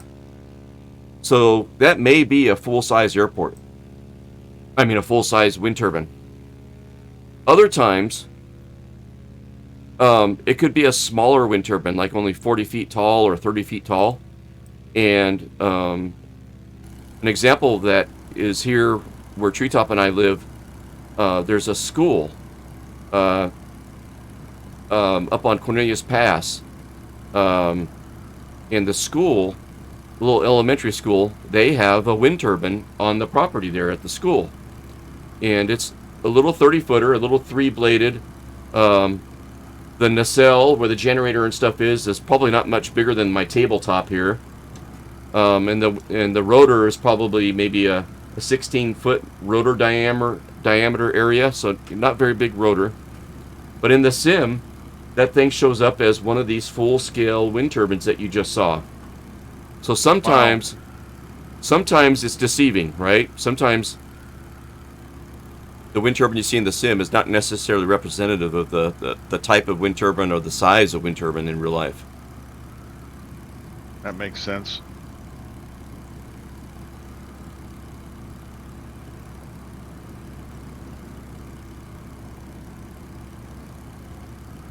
And that airport we just flew over, is called something logistics. I thought it was Project Logistics, but it's something else. It's California. What is the name of it?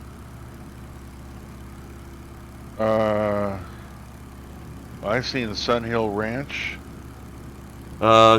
KVCV. Oh no, different one. And it's kind of, the name is blocked up by some stuff in little nav maps, so I can't see it. But California Logistics Airport, something like that. And I've driven by there a number of times, and the airplanes that I would see there were all white with red, and they weren't like Delta or United Airlines or anything. They were like white with a red accent stripe someplace. I can't remember. And I used to think, guys, is there some Area 51 shenanigans going on here? I think it's an old air base. Could be, because that Area 51, to my understanding, at least the stories I've followed, has their own airline. It's unmarked planes or very little markings. Yeah, I remember that documentary, yeah.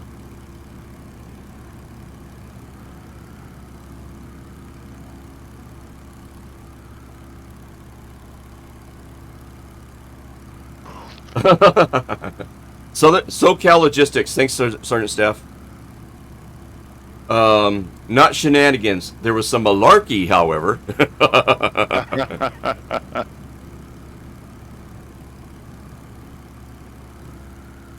Let's see, Sergeant Staff says that Weeks has a tri-motor in Kalamazoo being restored.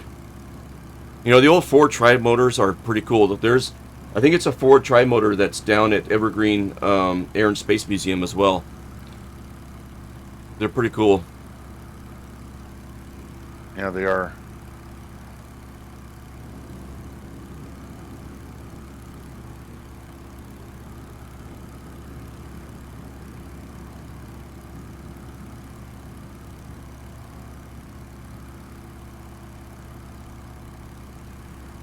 Maybe another 20 miles or so.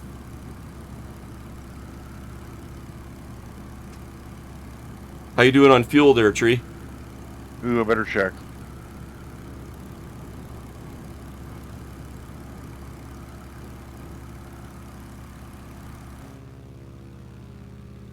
Hey, Granitsky, looking good, bud.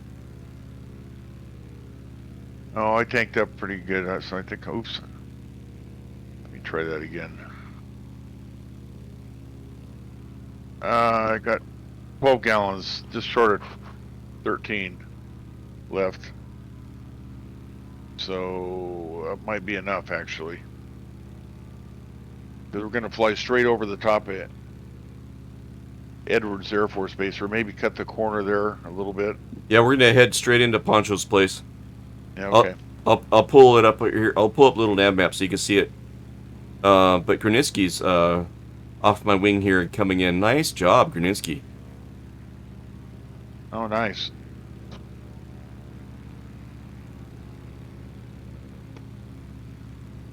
Rock your wings. Nice. Oh! Oh!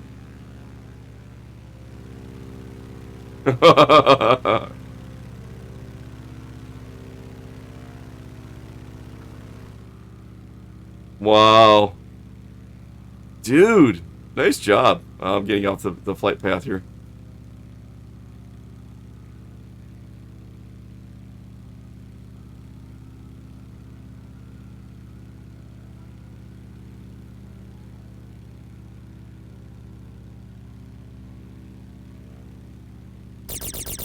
Oh, Kuniski, man, are you firing at me? Come on. What the heck?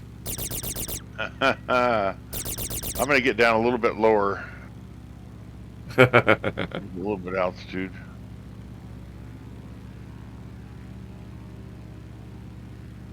Let's see. Sergeant Staff says, I love walking into the Henry Ford, and the first thing you see is a DC-3 hung from the ceiling. Oh, man, that's pretty cool. Yeah. And JFK's car is there. Wow. Wow. Oh, nice job. Nice job there, Guniski.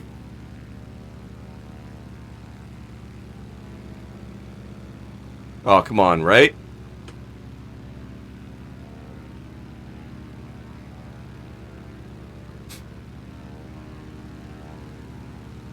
Gruniski, I wonder if you can go on the other side. I'll go back to my cockpit view, and then we should see you right off my left.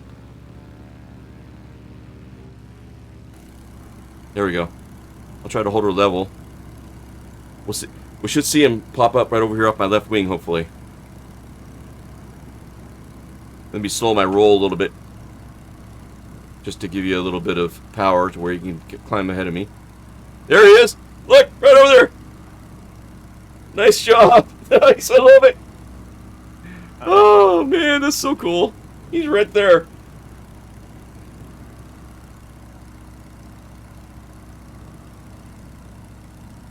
Oh, shoot, I'm turning. Sorry. Straightening it out. Sorry. I'm going to turn slightly to the right. Get back on course here.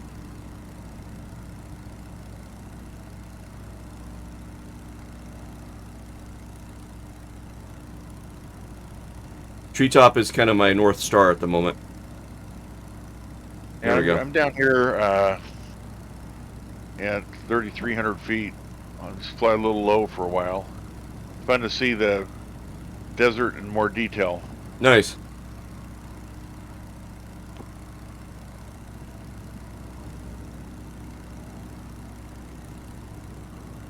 Here, let's take a look at your view. Oh, wow. That's kind of fun. Looking out there. Highway right there. Yeah. Looking over that way. And out the front.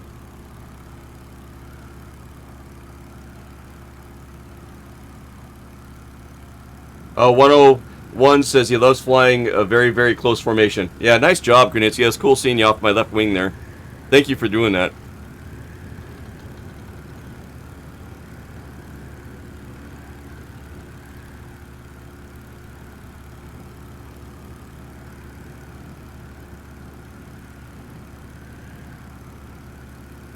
Good stuff. This is Granitsky. Can you guys hear me? Yes. Hey, Grenitsky. Hey, good morning. So yesterday I had my my buddy who actually owns a Stearman in Connecticut, and I have here on my computer the VR setup. I wanted him to see how the sim worked, and he loved it. He thought it really cool. I even took him to the to his little airstrip in Connecticut, and we did the pattern together. It was really fun. Oh, that's awesome. You had VR hooked up, and he flew VR.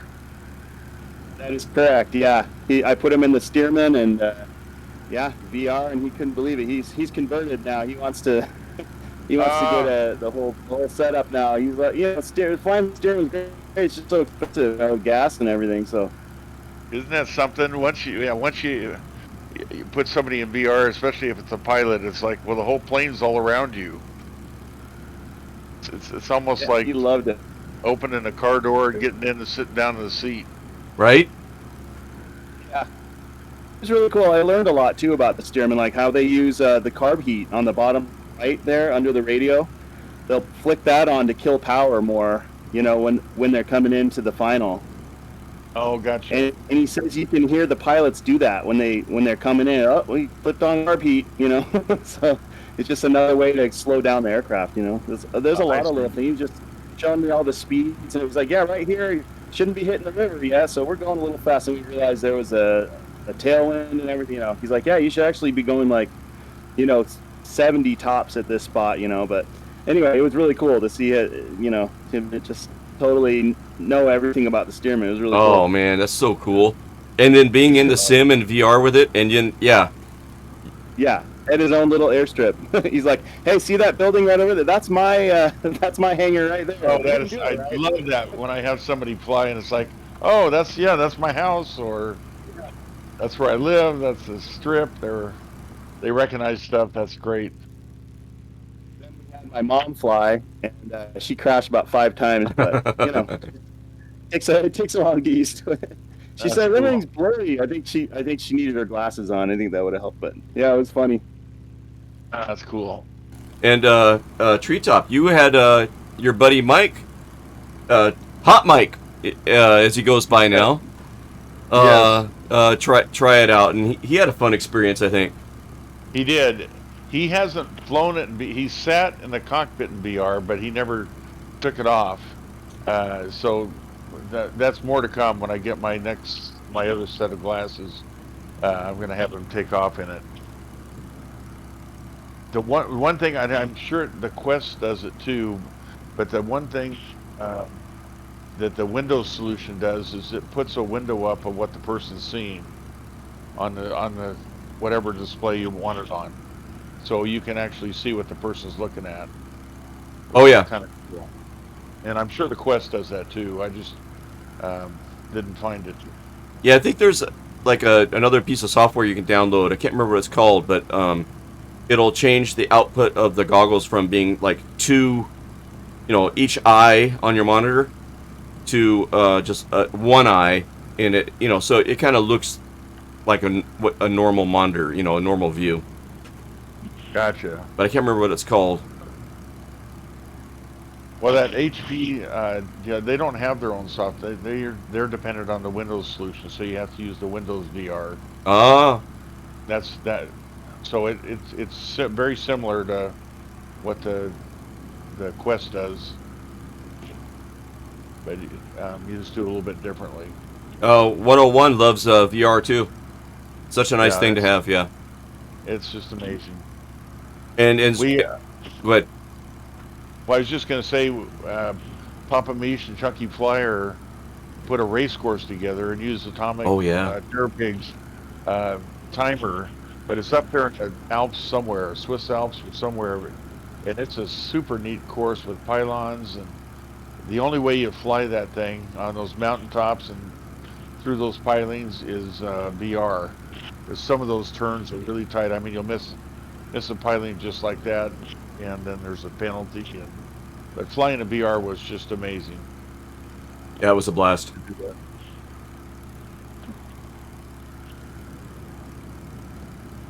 101 says he needs at least to have head tracking of some kind because now he's spoiled. Yeah, if I didn't have that, I'd want head tracking. Because we watched Splasher use head tracking, and it's fun. You watch his head on the broadcast like last night, and then you watch his view change, and it changes just about as fast as his head changes, Yeah. which is cool too.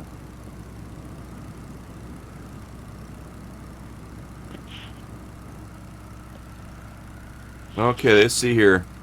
We're getting pretty close. I'm just gonna, yeah, we're getting pretty close here. Yeah, I'm coming up on the Edwards Air Force Base here.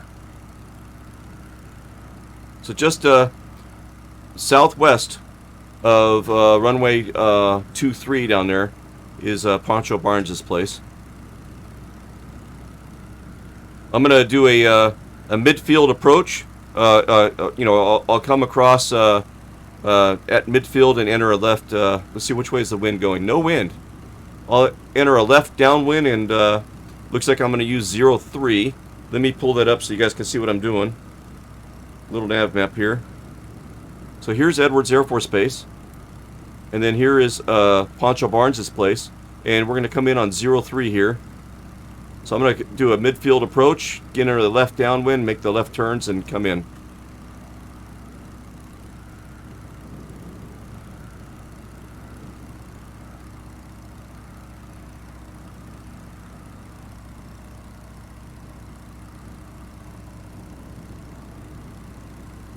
Well, I shouldn't be very far away from it then.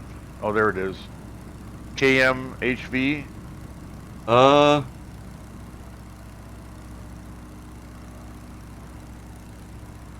Let's see. I can't quite tell. It's covered up with stuff. Yeah, stuff.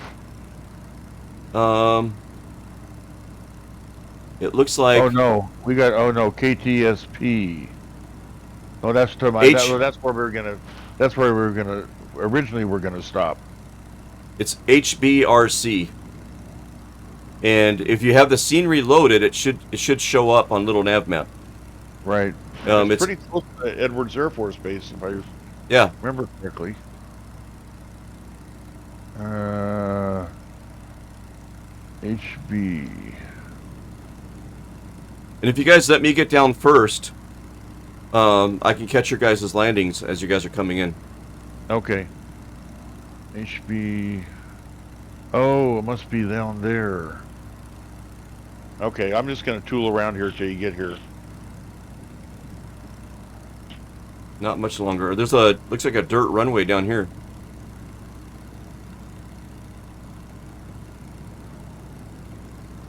See Sergeant Staff back there. You go As we fly over, I think I'm seeing all sorts of old airstrips all over the place that right? kind of paved over. Something like that.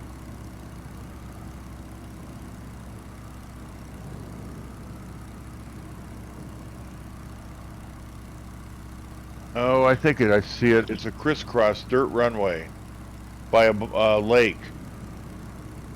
Kind of by a lake. It looks like. No, it's a little further up than that. A little bit past that. Oh, it is. So HBRC traffic. Stearman 18 Romeo. Inbound for midfield approach 3 miles out for full stop 03 HBRC traffic.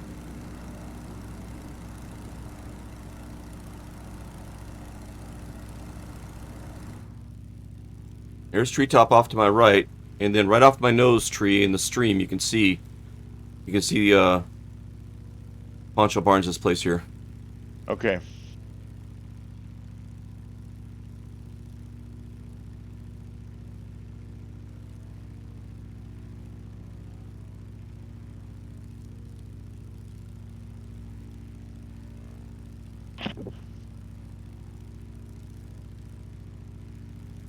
Oh man, I'm getting hungrier and hungrier now.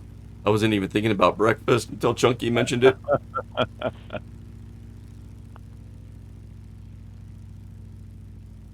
I'm a little high, so I need to start descending. Cutting back on the throttle. But here we're getting an aerial view of Pancho Barnes' place.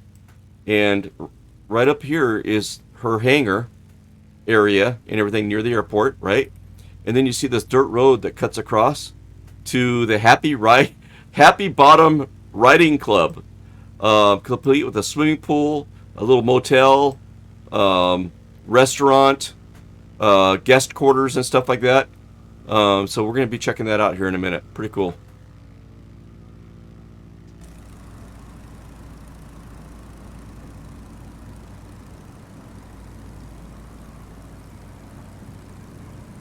Hey, HBRC traffic, Stearman 18 Romeo, left downwind for full stop, 03 HBRC traffic.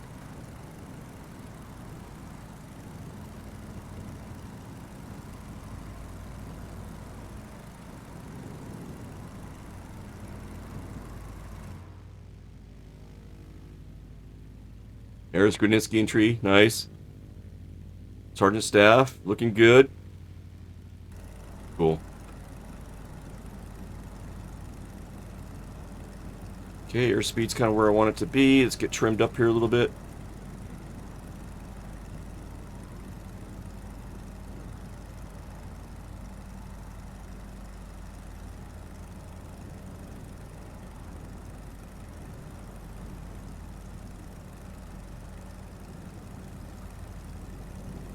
All right. HBRC traffic. Steerman 18 Romeo left base for full stop 03. HBRC.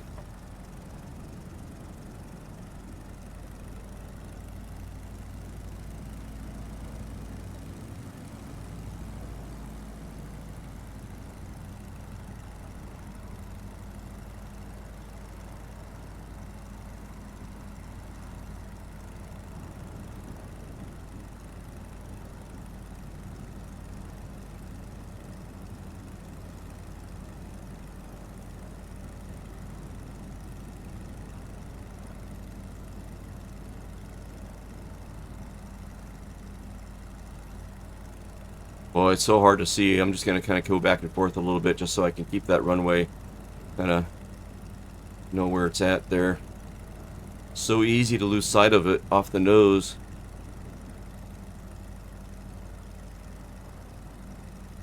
Come on, baby.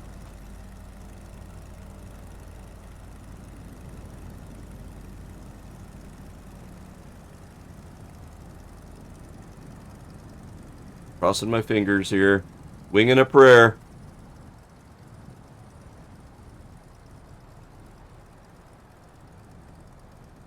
I was a little high, so I'm coming in a little hot. Wish me luck. Oh yeah, I did have the right one. Okay. Oh, I'm way fast. Yikes. Flare, flare, flare, Yikes. flare. Stripes. Nice. Oh, man, almost like I planned it.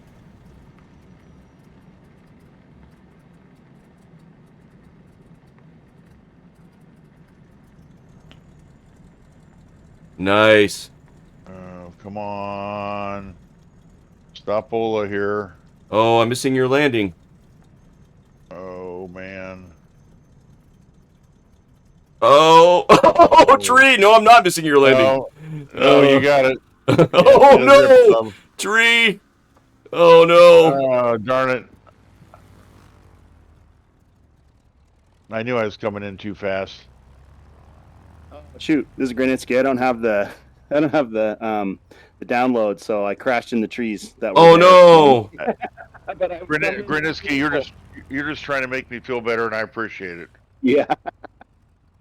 Yeah, I knew I was coming in too. I was 100 at the threshold of the runway. That's too fast. That's too fast. But I see a DC-3 here, parked here. Right? Man, that's cool.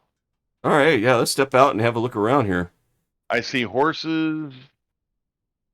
Wow. Cars parked. Yeah, this is cool. All right, let's take this scarf off. I don't quite need it right now. We're on the ground. Whew. That was a nice flight, guys. Come on. Yeah, that was that was. Oh, Sergeant Staff's coming in. Let's see here. What do we got here? Is anybody up in the air? Oh, look at the weather changing. Wow. Yeah. Oh, wow. Duck behind a cloud or something. Okay, I don't see... Oh, there's Gruniski over there. Wow, you ended up way over there, Gruniski. Oh, did you respawn in at Edwards? Yeah. Okay. It sent me back to Edwards. Okay. I'm Okay. fine over here. Okay. Okay, Fox, while you're looking around, I just got to redeem myself. I got to do this one more time. Oh, cool. Yeah, anybody, please. If you want to try landings and stuff here at Pancho Barnes, I mean, come on. Good stuff. Yeah, I know better than that. We'll try this again.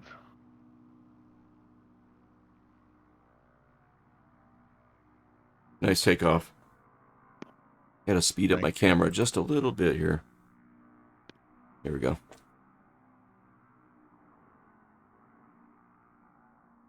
So yeah, this is the old view that they would have had back in the day. You know, coming in, and it's, you know, the airfield looks like they have, you know, a number of different strips to come in on from, you know, different directions depending on wind conditions. I think this strip was the main strip here, and then look right off there off in the distance is Edwards Air Force Base. Now there's some history between Pancho Barnes and Edwards Air Force Base and the general that took over there. I don't want to say it was bad blood, but they didn't get along, is my understanding. And for whatever reason, the general, didn't take to his test pilots and stuff, and pilots going over to Barnes's facility over here, right? And kind of frowned upon the activity and everything. And over time, there was kind of a feud that would go on between Barnes and that general. And then the general, my understanding is, and I'm not quite crystal clear on it, but they talked about extending the runways right in the same direction as Pancho Barnes is here. And it was kind of like there was these maneuvering to kind of force her out, right? And close up shop and stuff. And she won her case, I think, if I remember right, against the extension. But then her facility mysteriously went up in a fire. Oh, here he comes. And Still fast. I'm still fast. And I'm still fast. the runway extension never took place. Okay, now I should be able to. There we go. Easy on those brakes. Right? Tree, easy. Right brake, Easy. left brake. Right brake, left brake. Tap dance. Tap dance. I'm tapping. I'm Oh tapping. no! Oh, darn it, boy. That is so touchy. It is. Man, okay, well, that's practice I'll have to do, I guess. Here comes Grunitzky. Grunitzky, I think you can see the airfield in the satellite imagery. Hopefully you can see it. Little high, he's floating it down. Look at that. Crabbing it in. Looks like he's crabbing it in.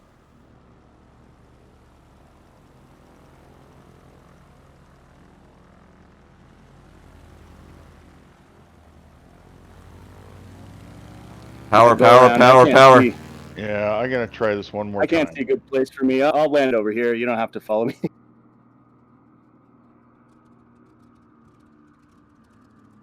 Let's see. No trees, no scenery. I couldn't see it at all. It was just solid trees. Okay, roger that, Sergeant Staff. Bummer. Okay, Grunitzky's heading over there. Let me get the link going again. Let me see here. Do I still have it? Nope. Let me go grab that link out of my Discord. I'll share that with you guys. Let's see. Announcements. And Barnes Airport, California. Yep, there it is. It's in my announcements in my Discord.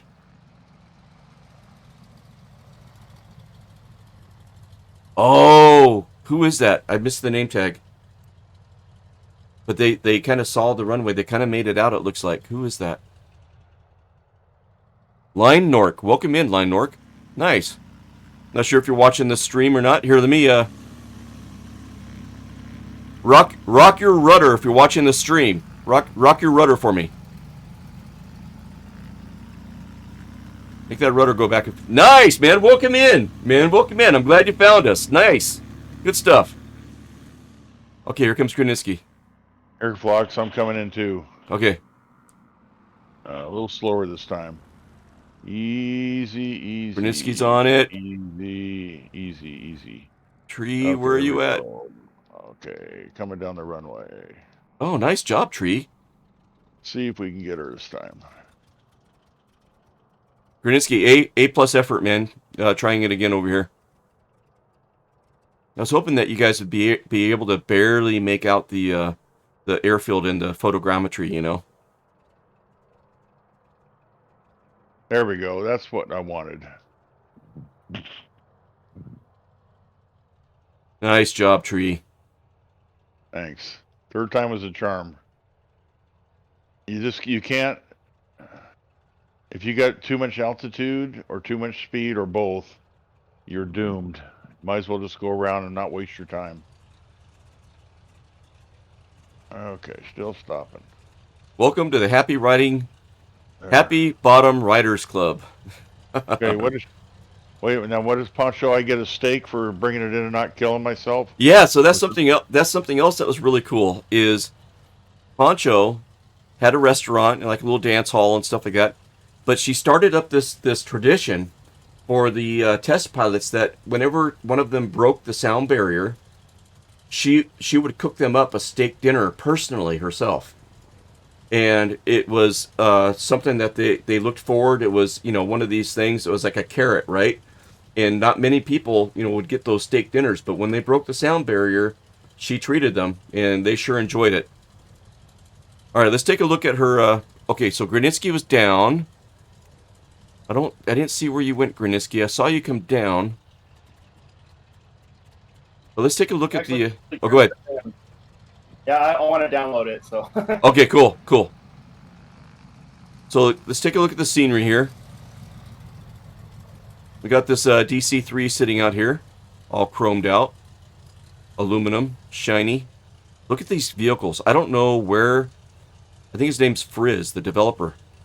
Got these vehicles, but look at the state of that, man. Isn't that cool? Yeah, that is cool. Rancho Oro Verde. Then we got some, what are these? We got a horse in there. DC-3, the cars. Are these Piper Cubs that I'm looking at? I think these are Piper Cubs, right? The old ones? Yeah, I did. Oh, yeah, they are. The old Pipers, right? Then we got our hangar over here. Okay. And, oh yeah, we got a horse over here. And, she had horses out here on this property. I mean, that's what Chuck Yeager was riding when he broke his ribs. Oh, yeah, the horse moves around. It's got Yeah. animation. Yeah, see that? Yeah, that's cool. She was 101. She was quite a character. I'm gonna pull something else up here in a minute that kind of tells her story. But let's take a look at the scenery. I got fuel. Oh, this is cool. Got a ladder to get up on the roof up there. Got some luggage and stuff. Oh, look, a chair, a newspaper on it. This day in aviation. This day's in aviation. The story of rocket test pilot. I wonder who they're talking about, right? Wow. Oh, that's a nice little nod. It is. Okay, we come over here and okay, these cars are on point, man. Nice. Love the cars. Yeah, that's great. Got a little hangar here with a Big white wall tires. plane in it. I used to build trusses in the early 80s. Mid 80s. I used to build trusses at this lumber yard. And I can appreciate that these trusses look realistic. From the angles of these truss members. We used to use no nail plates, they were called, and run it through a roller press like you saw in Indiana Jones. That big old roller press in Indiana Jones. We used to roll our trusses through something like that to press the no nail plates into place. So it's kind of cool to see that. Yep. Oh, look at that that sunroof that's in there too. That's kind of cool. That's a great idea. And then Very coming cool. over here, there's some cool looking Stearmans, if I do say so myself. Yep. U101U says it's the next one on the newspaper. And Sky Command's here. Hello, Sky Command, and can't stop the flocks. Dude, welcome in. Someone once tried stopping the flocks. They refer to that event as one that ended the Inca Empire. Sky Command, I don't know where you come up with these things, man, but every time you come in here, you've got a new one to deliver, and I appreciate them, man. I look forward to reading each and every one of them. Yeah, that's awesome. Sky Command, thanks for the support and coming in, man. Good to see you, bud. Let's see, that plane on the newspaper was a Bell X1. The X1, yeah. Nice. So we're checking out Pancho Barnes' Airfield. That was this new scenery that dropped, and we'd visited here in the past, but we didn't have scenery back then, so we're checking it out. And up here on this tower is this crow. Look at this. Wow. How you doing, buddy? This is a Wow, look at that. nice vantage point from up here at the airfield. Yep. Cool. Okay, then what do we have over here? Look at these, more of these trucks. Man, I would love to have that truck right there. I would absolutely love to have that truck. Oh man, wouldn't that be cool? Yep. Oh my gosh, yes. Oh, this coupe. Oh my God. Oh man. A wagon. Oh, I love this stuff. And look at this porch, guys. That's cool. Doesn't it just feel, don't you just feel like that you could just walk down this and feel the wood creaking underneath your feet, right? Oh, an old Jeep. Nice. That's cool. Guitar. Got a little lantern going on right here. We got to check this place out at night here in a minute. Okay. Got another. Oh, we got a steerman over here. Got another outbuilding here. Looks like some kind of hangar. Yep. Nice. All kinds of equipment and stuff out here. Oh, paint and whatnot. Nice. I love the detail. I love those little touches, right? Yeah, those just make it. So then we hop in our truck and we head on over this way. And here is her parking area where folks can park. Maybe we should have headed over here. But yeah, GA part. Look at that. Yeah, GA parking right here. There's an old Curtis Jenny that they got in here. Looking good. Yeah. Yeah, so way cool. Then we would be in our truck and you know, I don't know if they left the keys in the truck for us to drive, or if somebody would come out and meet us and then drive us in, but they would come down this old dirt road here to the Happy Bottom Riding Club. Wow. And then, now disclaimer, this is kind of like, you know, a first development, if you will, of the scenery. And the developer mentions that there's not much photographs and stuff for him to go on in developing these buildings, and he's looking for more, and he's looking forward to adding more detail to this portion of the scenery. So disclaimer, the buildings aren't going to be as detailed as maybe what we're used to, but just know that he has every intent of making the scenery better over time, is my understanding from what I read on the website here. Wow. But you come in over here, and this is like the motel area right here.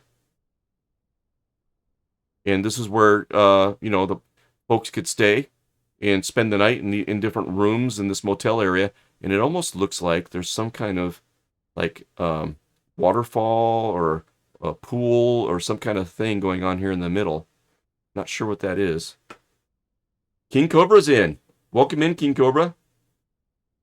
That wagon looks great, right? Hey, King Cobra. And then I think she had a little farm too, as I remember reading. She had a little farm to grow, you know, vegetables and stuff. And I believe this might be the road that Chuck Yeager was riding his horse on when he came into the main gate right up here. And it looks like there's some sort of there was like a little gate thing here when I looked at the scenery the other day. But I think this might be where the gate was, that he actually, you know, cracked or broke a rib before he did his break in the sound barrier. So I believe this might be it. So you come in here, and you got some guest homes, guest buildings, and then look at the pool over here, guys. Got a little pool area. Wow, look at that. Okay. And then if I go into the pool, guys, this right here, check this. Do you guys see this little ramp right here? Okay, let me get the camera situated. Do you guys see this little ramp right here? How this kind of comes down and it's really wide and it goes around? Anybody have any guesses of what that was for? No. Hey, Splasher, looking good. Good to see you, bud. Oh, they like your hat. King Cobra likes your... Yeah. Any guesses what that ramp was for? Splasher 6, welcome in, man. King Cobra, it gets, playing those Stearmans, it gets cold up there. Right? So, I had to have, I don't have a white scarf like Phlox does, but, you got to button up. Bad turbulence. Nice. Yes, Pancho Barnes would take her horse into the pool. Yes. That's what that ramp was for. Wow. I'll be a son of a gun. Bad turbulence. Nice Wow. job. And now here is the view from inside the pool. Right? Here we are. Sipping on a brewski or something, maybe an iced tea, my horse right next to me. And we're just chilling out here in the Man. desert in this pool. That's cool. How cool is that? All right, so let's change it to nighttime. See what it looks like at nighttime.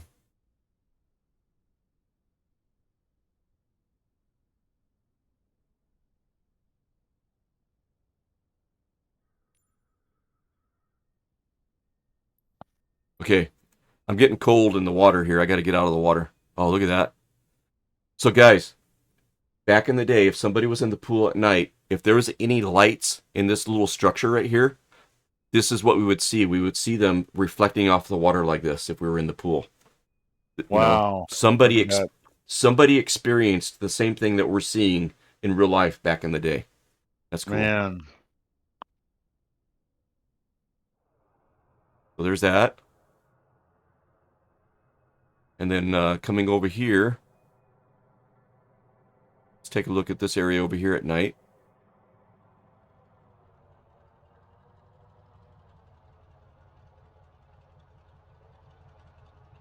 Do you guys see the lantern on top of the? Hopefully that drum didn't have fuel in it, right? With that lantern right there. Yeah. Oh man. Yeah, there's a disaster waiting to happen. Oh, look at that. That's cool. Oh, look over here, guys. We got runway lights. Wow. And I think I saw this earlier when it was daylight. I saw one of these lights. Guess what they are? Torches.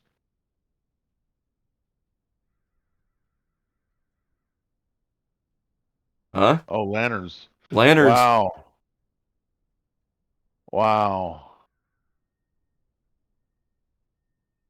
Yeah, pretty cool. Yeah, very cool. All right, so one last thing before we go. Let me get this back to daylight. Oh, switch to my view real quick. Okay, Fox is a good okay. view of both Stearmans looking back at the main hangar. Okay, hang on.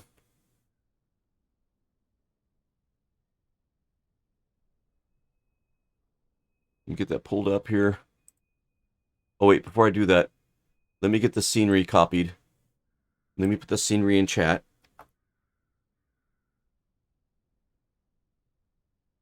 So you guys have a link to that. Now let me see if I can get back in here. Come on. Why isn't it letting me watch? Come on. Stop watching. Watch. Make it big. Turn the participant stuff off. It's off. Good. Okay, and then hit your view and see if that comes up. There it is. Good. Got it. Awesome. There's a great shot of.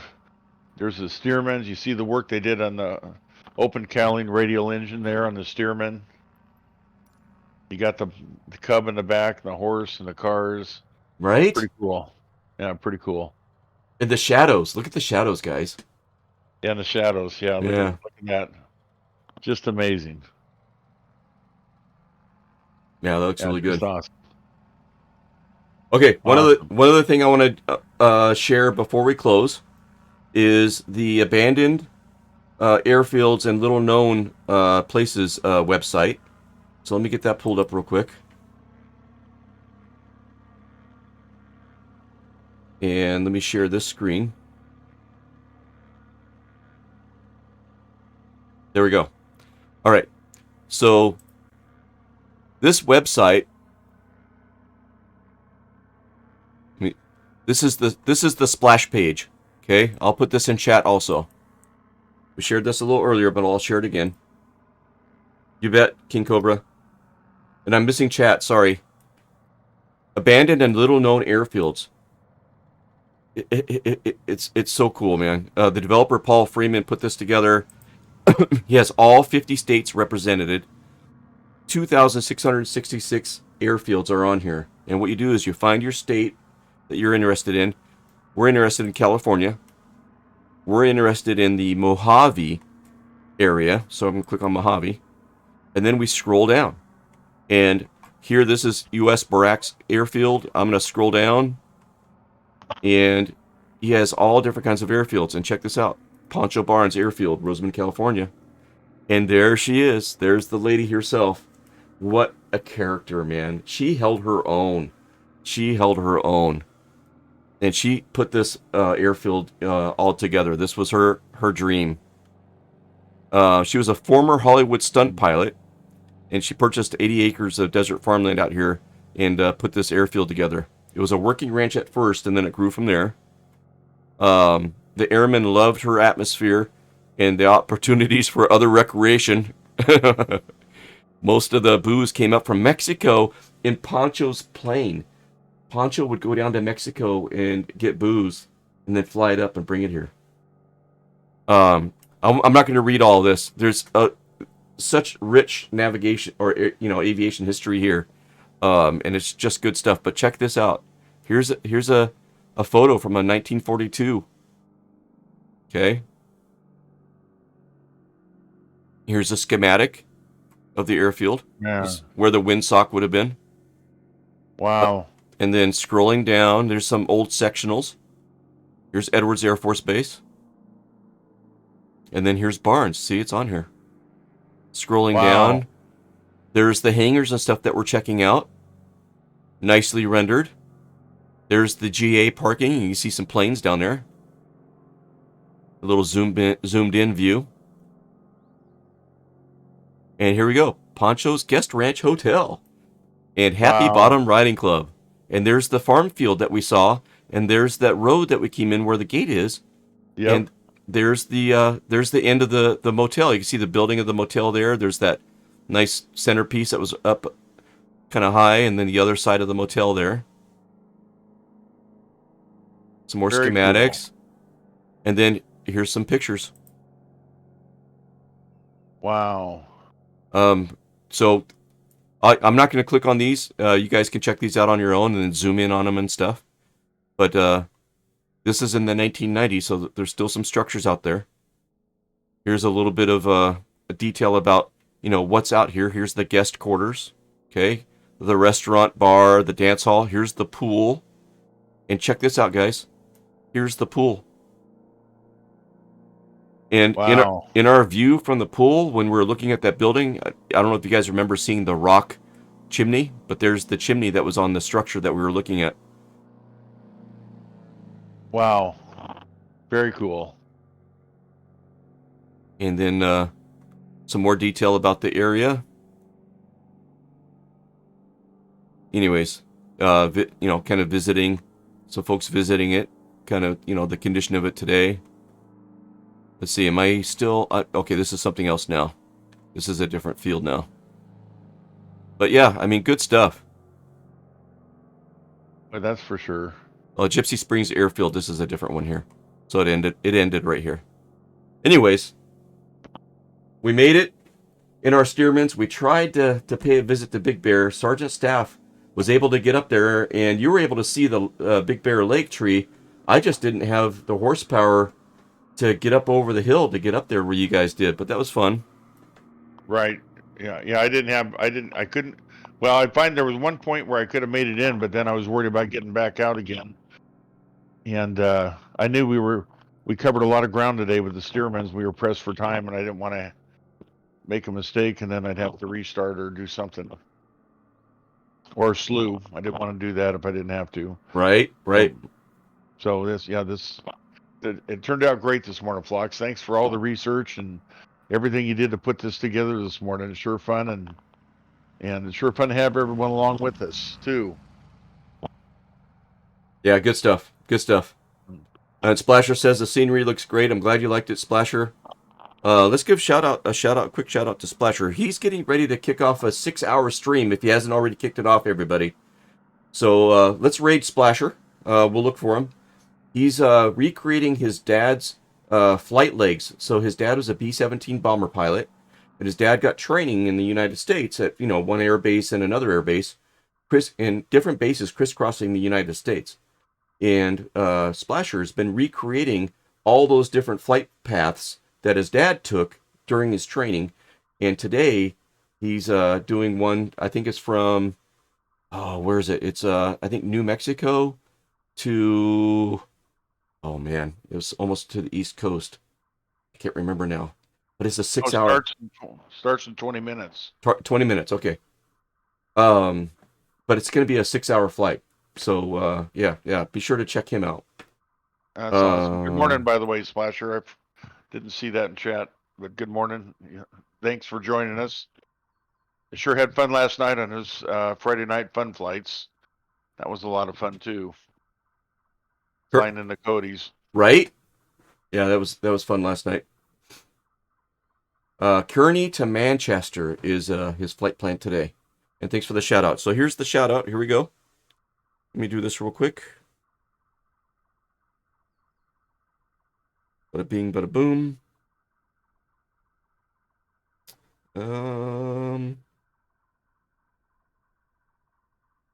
There he is. Boom. Problem.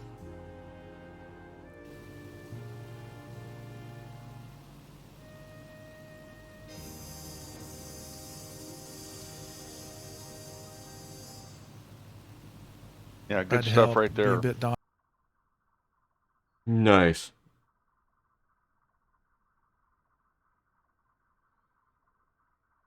"20 minutes. Dang, we could have rated you. Darn it. Okay, let's see here. Let's take a look and see who we can raid here.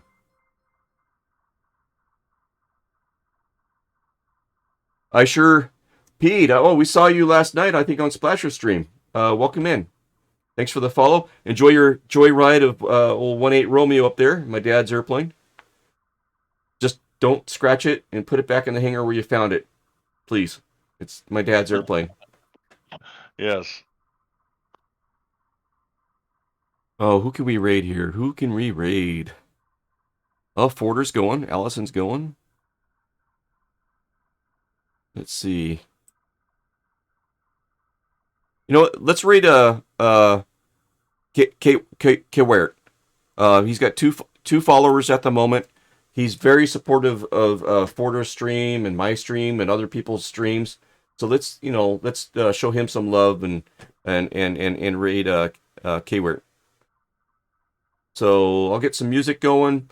Once again, everybody, thank you for the support. Aisha, thanks for the follow. Flyby Height, thanks for that follow. Factual Gold gave a shout out last night. So I just want to say thanks for that. We weren't streaming at the time. And yeah, everybody, thanks for flying along. Sergeant Staff. Gruninsky, man, great to see you again and have you on voice. Thank you for that. And Treetop Flyer, thanks for being the greatest co-host, greatest in real life next door neighbor, and a great friend, man. Nice. Thanks. Back at you, Fox. Thank you so much. Have a great day, everybody. I sure peed. How's this? I sure peed. Ah, jeez. Just lay your head on your pillow. Perfect. And slowly close your eyes. And then wake up! Yeah. Oh, man. All right. Yeah, just follow the bouncing ball. Start counting sheep. There you go. Hey, good to have you in here, Asher Pete. And, yeah. All right, let's look. We will raid Kwert. And King Cobra, nice seeing you again. We'll see you. And I'll get the music going, and off we go. All right, we'll see y'all later. Thanks, Tree. Thanks, Flux.